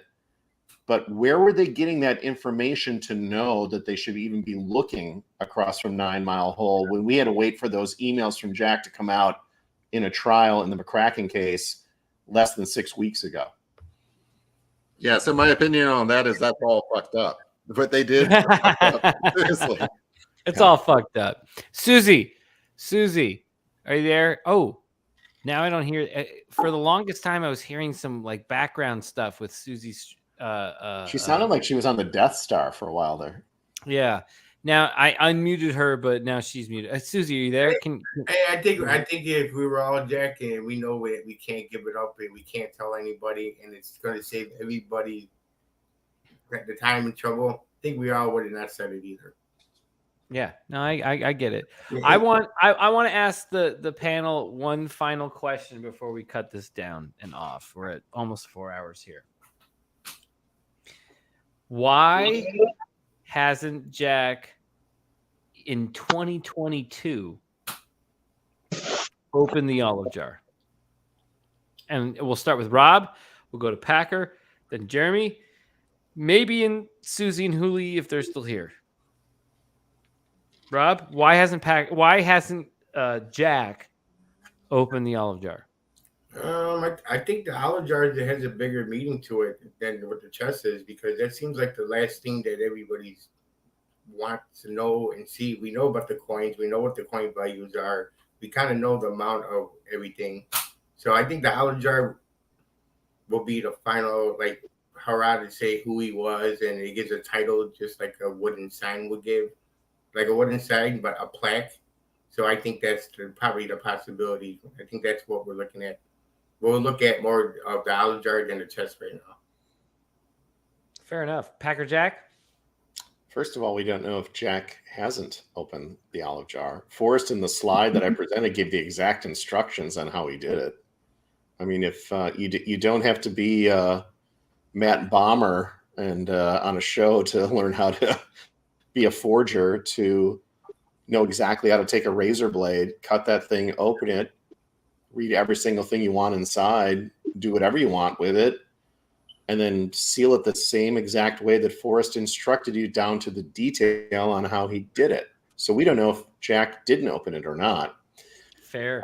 My supposition, though, is that Jack didn't. He saw that the greatest value would be to not do it, and that Jack Stoof, who really wasn't a chaseaholic, he was into the chase. We saw the emails. He wanted to win, but I don't think that both by his psychological makeup, and I'm not a profiler, but who he is, that he's into the emotional side of the chase or into the nostalgia or into all those things.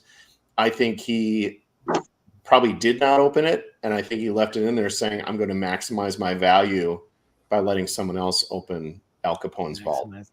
I like both sides of that spectrum, Packer Jack. Very nice review there. I like it a lot. Same with you, Rob. Jeremy? I was going to piggyback on what Packer Jack said, and how do we know that he hasn't opened it? And to back that up, I would say we haven't heard from Jack lately. Like maybe his like face melted off and like like flames burst from his eyes and Nazi and Indiana Jones. Exactly. Yes. They were filming the opening of the olive jar. He opens it up and just fire shot out, and like everybody's dead basically. Like everybody who filmed this footage is now dead. This is Blair Witch found footage from the location. Honestly, I don't know anybody in Puerto Rico. Like, has anybody been to Puerto Rico? Maybe like lately. Like, I mean, it could be like everybody on the island just kind of exploded, and we just haven't heard about it yet. I love it. Ricky Martin would shake your bomb if that happens. So. This is living some La Vida Loca, I will say. Susie Fenhaven, do you have an idea of why Jack has not opened the olive jar? Whoa. I can say absolutely I'm coming to you from the Death Star. And Lou, I am your father. Yeah. We don't know if he opened it or not. He says he didn't open it, whatever. Either way, Jack is a big pig hoarder of all information, and I'm mad at him. That's all I have to say. Wow, that's fair. That's fair. That's honest and to the point. Huli, do you have any ideas why Jack has not opened that olive jar? Absolutely. So, how quickly do you eat something after you get food poisoning from it? Oh God, a year at least? At least. He has treasure poisoning. He is done. He is finished with this. He was being sued before it even got announced. Wow. Interesting. That's a perspective I was not expecting. So I don't think he has any desire to even be involved in this any longer. But I do want to go back to something Jeremy asked earlier about was it the flame things? Is that what you want to go back to? Because I really feel strongly about that. Sorry, no, it's not. In regards to the chest being at 9 Mile Hole at some point and it being photographed, moved there to take a photograph and retroactively pictures of the oil tree and such like that, I find that really hard to believe. Is that Freddy Krueger? What is it? No, it's Frank Sinatra. Frank Sinatra? Yeah. Okay. Sorry, I didn't mean to distract from you talking. I was listening. Keep going. No, that's cool. So I don't think in Yellowstone National Park I'd be toting a chest across a river to take a picture, to fake it. I mean, you're just, Forrest said, get the chest and get the hell out. Like, there's no reason to do that unless it was in very, very, very close proximity that you were taking it over a couple logs to photograph it. So that's my stance on that one, Jeremy. Sure. Fair. Yeah. And I don't really believe, like, I throw it out there as a possibility because some people might believe it, but I don't really think it was ever like put there to be staged like a moon landing or anything like that. You did say moon landing earlier. I did, yeah, and that's what I'm kind of alluding to is like maybe it was staged like the moon landing. I'm triggered. I'm fucking triggered. When I actually entertain the possibility of, and I do take this seriously because I do think it's a possibility, is that I think there's a very good possibility that in 2010, when he originally wrote this book and when he originally hid the treasure, he hid it somewhere that was not 9 Mile Hole, and then I really do believe that over the years, we sent him so many emails. There's no way that his opinion of his own treasure hunt didn't evolve over time. And I allow for the possibility, whether it's true or not, it's just a mental exercise, that at some point in time, he got an email from somebody and he thought, hey, that's way better than where I hid it. I'm going to move it to there. And then from that point on, it was 9 Mile Hole. It's just something that I allow for possibility. I don't know. There's no evidence for it or anything like that. So when I say move to 9 Mile Hole, I don't believe in 2020. It would have been much earlier. Well, I also think Jack probably went to the other national park because he knew he was going to be banned. We think it's crazy that he visited another national park, but I suggest that he was going to be banned or knew he already was. No, that's a good point. Right, maybe Forrest couldn't walk the river. That's why it's named too far to walk, because he couldn't do it. He had to have somebody else walk it. Guys, Packer Jack, fine. You raise your hand. Go. It's my last question to you, because we've talked a lot about his stuff, but the one thing that doesn't add up is the ping data that you got in April of 2019 during the Paco thing. Why in the hell was Jack Stoof going to Forrest Fenn's house in April 19 before a supposed even first find in August of 2019? Correct. It's Correct. all you, Ben. I'm Correct. out. Yep. Thank you, Packer Jack. Hold on. I'm going to ask you all for final thoughts, so don't go out yet. But I agree. Why did Jack Stoof fly to Jacksonville and then fly to Colorado Springs? Maybe there's a connecting flight. No big deal. Why did he land in Colorado Springs in April of 2019 when he has been going to the same spot near West Yellowstone now? Weird. Why wouldn't you just... Okay. So why would Jack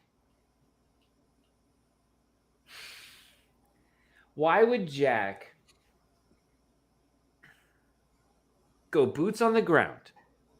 Now, I might get the actual numbers wrong for the dates, but the procession of dates is accurate here day after day. Why would Jack, and I'm going to make up the date, why would Jack go to West Yellowstone and get there April 21st and be there April 21st, be there April 22nd, and then at 11 p.m.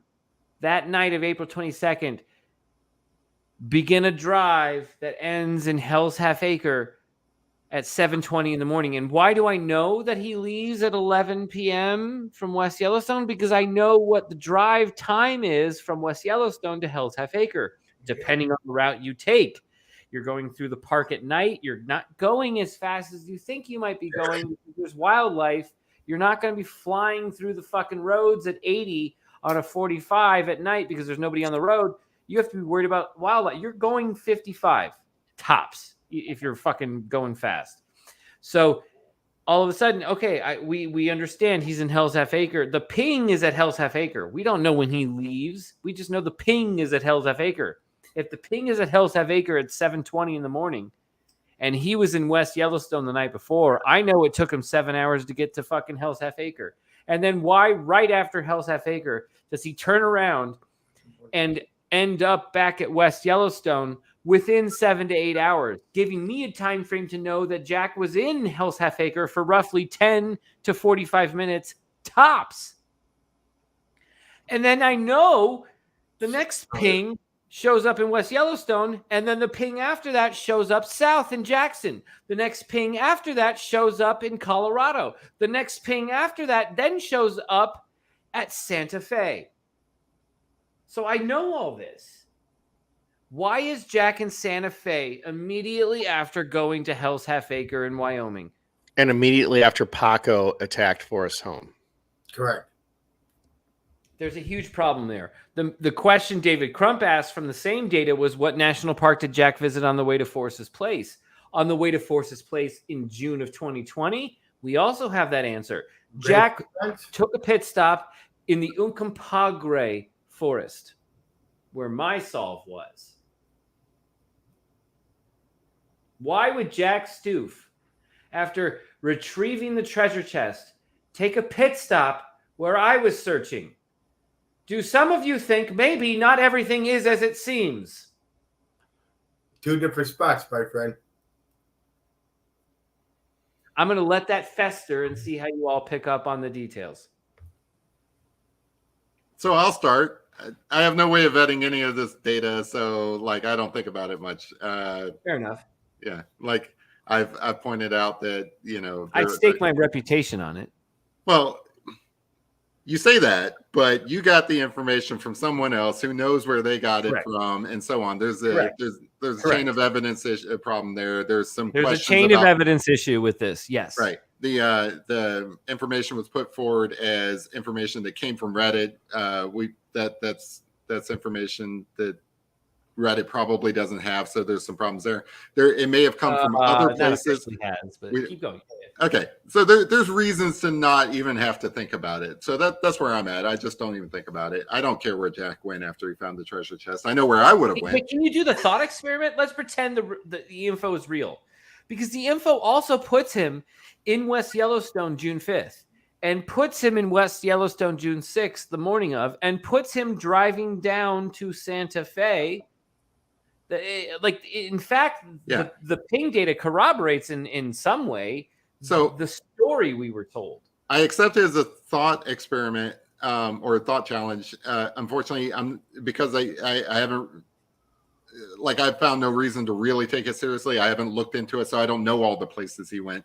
To what Huli mentioned earlier about like visiting a state or like a national park because you plan on being banned from national parks, that sounds nice. Like if you think, well, I'm going to be banned from all national parks forever. Wouldn't that be the Grand Tetons going south to Forrest Fenn's house? Depends how you're going. How you're going. If you're going back, if you're going down into Jackson. Yeah, if you're in Jackson. Yeah. Yeah. So it depends how you leave. It So, truly does. Half acres to West Yellowstone is about 7-hour drive, correct? Give or take 20 minutes. So if Jack went in the park at 6 o'clock in the morning, retrieved it, came back and went back, and just went through the Grand Teton. Well, but this is what I mean. This is where, like, if you want to accept the context of the information, this is a person who's searching for Forrest Fenn's treasure, who is in the middle of nowhere, Wyoming, where they filmed Starship Troopers at 7:20 a.m. and leaves directly back in where he came from. Yeah. That's not normal. It's not normal. You want to go the opposite way when you want to go south. Like, did he quit and just decide, okay, we're going back home? Fine. Did you find something in Hell's Half Acre at 7:20 on a pit stop that made you go, fuck it, let's go back to Yellowstone? Yeah, like he lost the emerald ring. He realized it wasn't there. So as a thought experiment, if we're just exploring this, so like we don't know if there was other information in the treasure chest. It doesn't look like there was. Like we've seen the pictures and stuff like that. It doesn't look like there was extra documents in there. But if there was, or we don't know all of the emails between Jack and Forrest. Potentially Forrest sent another email with some special instructions. He could have been on a mission for Forrest. Forrest could have told him to go to some of these places and do different things. Like, hey, go pick up this pick up this bronze jar I buried at Ben's spot so that Ben doesn't find it. Who knows? Yeah, right. I'd kill myself. Packer, what's up? The one thing that has struck me is Forrest saying that the shy guy who found it is someone that he hadn't communicated with since 2018. And then we see all these emails in the McCracken case. And that kind of opened my eyes to the possibility, Ben, of the Paco thing happens. Forrest may say, let's get it and bring the chest back here. And then after things settle down, say, let's go back and put it back again. And I've never spoken this publicly, but I think there might have been a very noble thing that happened in this chase that would piss a lot of people off, but that the intervention wasn't in June 5th or 6th and 2020 at Forrest's house with Matt DeMoss and the intervention. I think the intervention could have been in April of 2019 when there was threatening of kidnapping and killing someone. And Forrest finally said, I got to find someone who's going to bring this chest back to me. And enough is enough. And then we'll figure out a way to still keep the story alive and still keep the chase alive and take it back there. Well, remember also, Packer, I don't mean to intervene on you, but go ahead. Alive, keep the story alive, keep the chase alive. Forrest can't retract whatever it is he put in the olive jar. Right. He did this in 2010 with the best of intentions. We're in 2019 and everything's gone to shit, but he can't. Let's put it this way. If you had an idea for the end of your chase in your head and you just want to see it through, that's one thing, right? And all these things are happening on the side, kidnappings, breaking and entering, gunpoint, all these things. And you have to deal with those things, but that doesn't change what you did in 2010 when everything was okay. Right. You set something up. And so you're standing there going, I set something up where I can't tell anyone what it is I'm setting up because that's what's going to be so magical about this whole thing. And now it's 2019 and my entire family is going, fuck you, fuck this. Our family members are getting threatened to be kidnapped. This is done, man. It's over. And he goes, I want it to be over now as well, but I can't stop it even if I tried. Or you could, That's what He Forrest said- sounded like. He said, I can't even go back there if I wanted to. or you could be harsh on him saying he's not willing to. He wants to have his cake and eat it too. But at the Right. end of A the little day, bit I of think that you could too. say, Yeah. "I'm having someone bring it back here. I'm willing to call it off." Then Paco Right. goes to jail. The dust settles. Everything gets cool again. Right? There was this one So, guy and so that's he has someone get that chest. Right. But he doesn't have him get. He doesn't let them read the olive jar because Fenn is still in control. You can't read that olive jar out loud until I am off this plane. Jeremy, usually Ben and I do this on the phone without you. Jeremy's usually hearing us on Discord. Now he's like, I just have no idea what these two guys are This talking is a Packer Jack and Ben Napple conversation on the phone. 100%. That's all this is. The Paco stuff started though in 2016. Right. So that's a little bit Right. But But when did it I meant culminate? when it came to a head in April of 2019. Yeah. When it came to a head, that's a different. Like, I think Forrest thought he could survive it. And remember, one of the arguments I made was in the first 6 months of streaming, Forrest did not end this chase. Why would Forrest put up with people ransacking his home, breaking and entering, calling him a liar, calling him a pedophile, calling him a predator, calling him all sorts of things, and then his granddaughter is threatened to be kidnapped? He doesn't end the chase for any of that. And you're going to tell me in 2020 he just woke up and said, you know what, fuck this shit. So my main argument was, if he didn't end it for this shit in the teens, he's not ending it in 2020 either. And this is all legitimate. He couldn't even go back if he wanted to. He said he don't know how to go about it. All right, I want to do final thoughts, but we're going to start with the ladies first. So we're going to start with Hooli, then we'll go to Susie, then we'll go to Jeremy, and if Packer is back, we'll go to Packer, and then Rob. Otherwise, we'll end with Packer, and then me. But let's end this. We're at 4 hours. It's been an amazing stream. I need the community to come back. I need the community to start rallying. I need the community to not give up.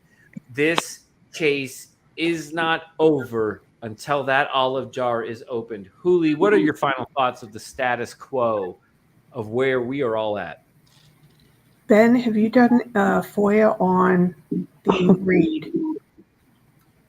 On what? Paul Reed? I'm so sorry, I was choking. I sound like it's 420. My apologies. So have you done a FOIA on the read? Because it sounds like there were some things from that led some people to believe some different things. No, but let's talk about it offline. I'd like to further investigate that. What else do you got? Final thoughts? Still interested, still looking for the end. I love that you're still in this chase, Hooli. I love it. Thank you. Thanks for having me. If I don't see Hooli's name in chat, folks, I'm worried. That's my final thought on Hooli. Susie, what do you got for us? Well, my final thought is, where's Eric Sloan in all this? You know? And then, adios, au revoir, until we meet again. Good night. He's in Hint of Riches. He's in Hint of Riches, New and Old. His real last name is in that line. Yeah. He is. That's right. That's there. That's there. Jeremy, final thoughts. Thank you, Susie. Final thoughts, Jeremy. First off, I want to say I am so happy to be here with Susie. This might be a first time for me. Thank you, Susie. I'm a huge fan. Second of all, I'm very disappointed to hear that Ben and Packer have private phone conversations that I'm not invited to. That's a little disappointing, to be honest. I feel like it's usually us just keeping each other out of jail. Yeah, I feel like third wheel. I feel like I put myself out there, and I'm available if anybody wants to call me. You know, I can be. You got to do more lead boys, man. Jeremy, you and I need a private phone call conversation. I must say, we do. On the topic of the olive jar, I don't know if there's any kind of like earth-shattering news in there. I do think that there is definitely stuff that would be new in there. I think it's stuff that would be of interest to me. I don't know if it's like anything that's like like at the end of The Rock, Nicolas Cage finds that microfiche and he opens it up and is like, you want to hear who killed Kennedy? I don't know if it's anything like that. Yes, but yes, it would fucking be yes. very I've cool. been saving that clip. God damn it, Jeremy. I've been saving that clip for a year now. I've been saving that clip. Oh, If that's in there, that's great. But I do think that there'd be interesting things that like I would find interesting and probably never before stuff. And I would like to add to this. I don't think it's just the olive jar. I don't think it's over until those bronze jars are found. That's not a conspiracy theory. Those things really exist. They're out there in the world. He put in a book for a reason. That's Yeah. for us to explore other things. Those bronze jars are out there ready for people to find. You may have given up on finding the treasure chest, but those olive jar or those bronze jars are still out there, and supposedly they contain copies of this thing that's in the olive jar. So it may be the same interesting stuff. That'd be great. Yeah. There you go. I'll just call Ashley. Forget you guys.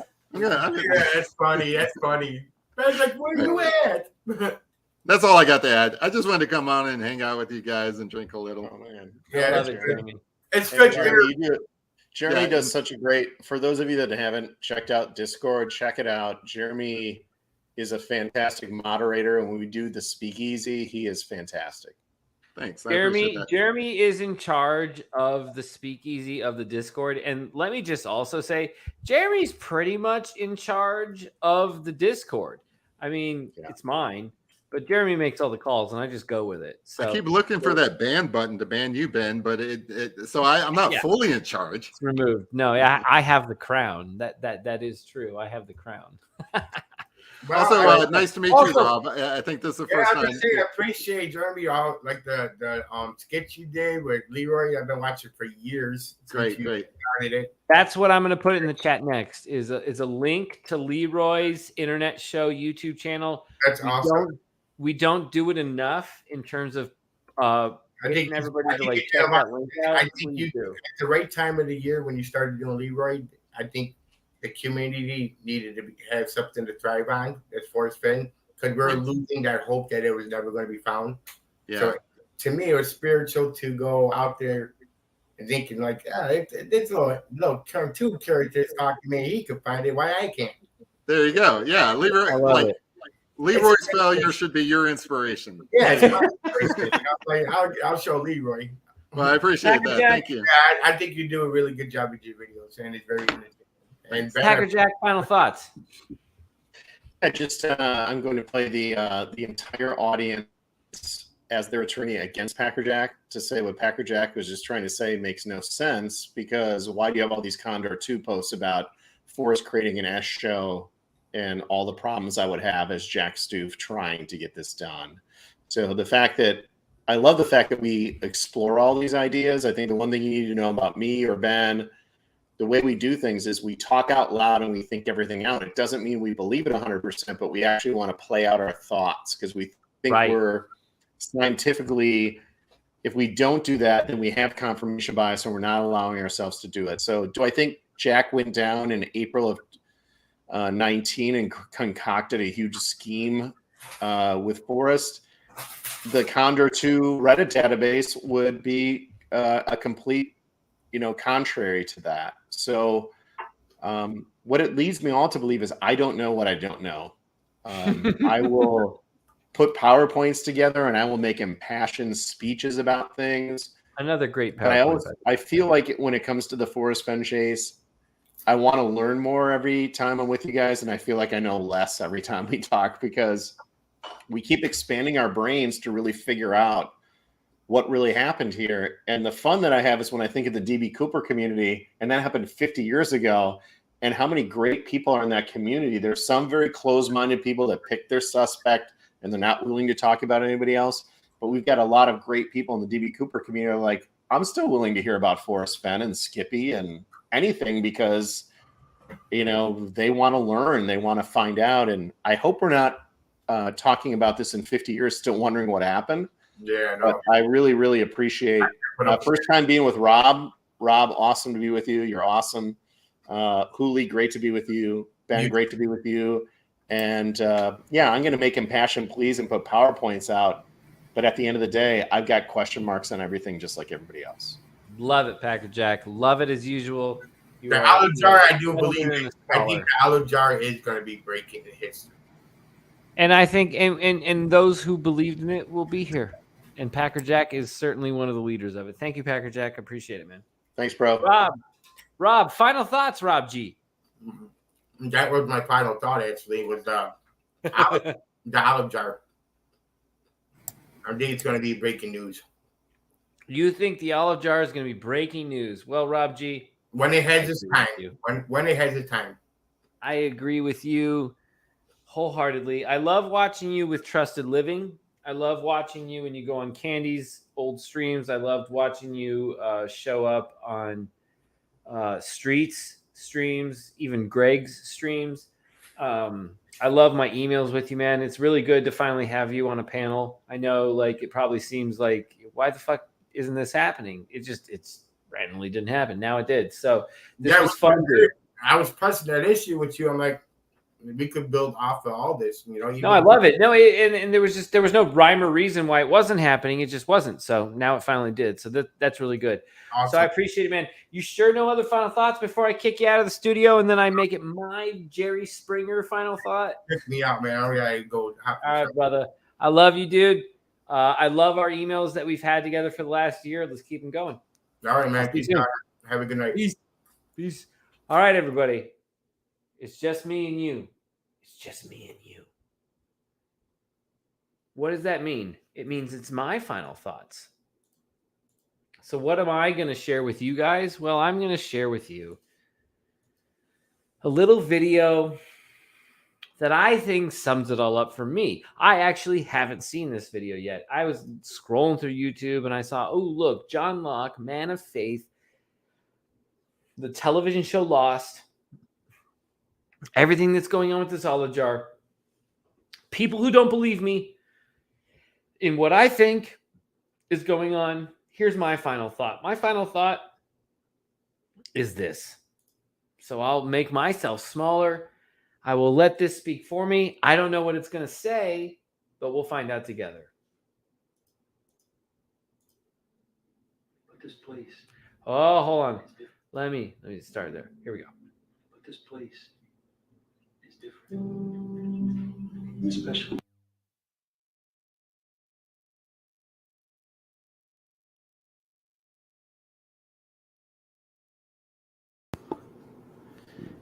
Can you hear me now? I think I muted myself on that one. So let's try this one more time, shall we? For Ben's final thought. Can you guys? I think you can hear me, but I think I'm going to check myself because I don't want to wreck myself. I'm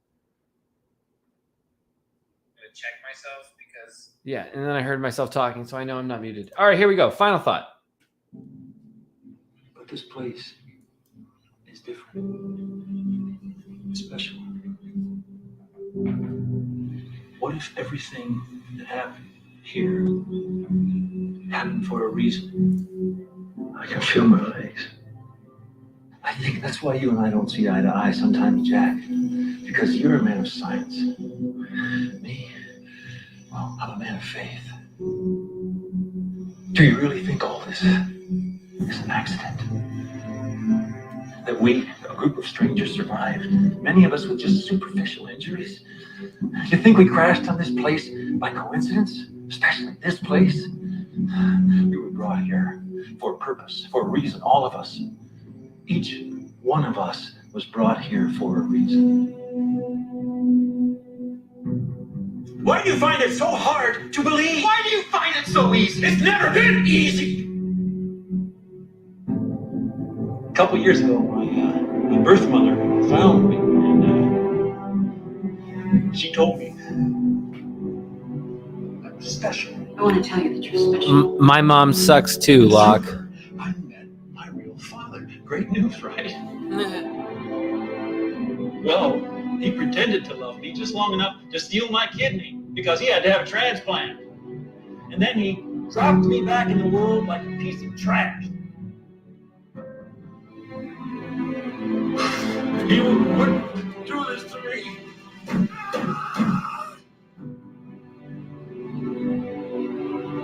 hate stories and survive, okay? I don't want to hear about what you can't do. I wanted to know what it felt like when your own father tried to kill you. This is destiny. This is destiny. This is my destiny. I'm supposed to do this, damn it! Don't tell me what I can't do! You are just a lonely old man who crashed on an island.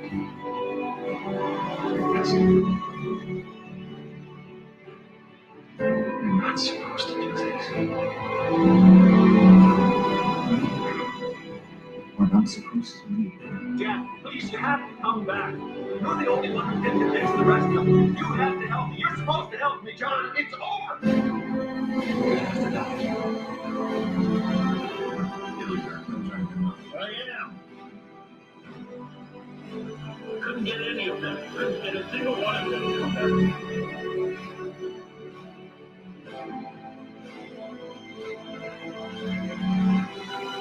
You want to know what he was thinking? What the last thought that went through his head was? I don't understand.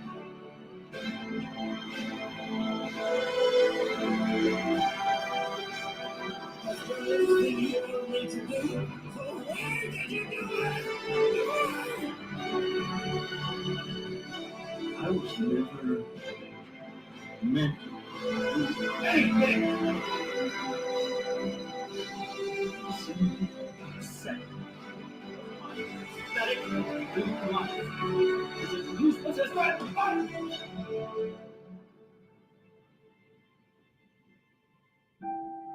I know it sounds crazy, but it feels like John needs me to read it.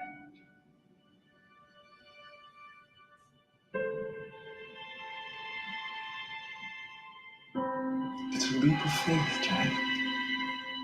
You were special, John. And I wasn't. Well, if it helps, Ben, I forgive you. You're not John Locke. You disrespect his memory by wearing his face, but you're nothing like him. Turns out he was right about most everything. I just wish I could have told him that while he was still alive. I've been waiting for you.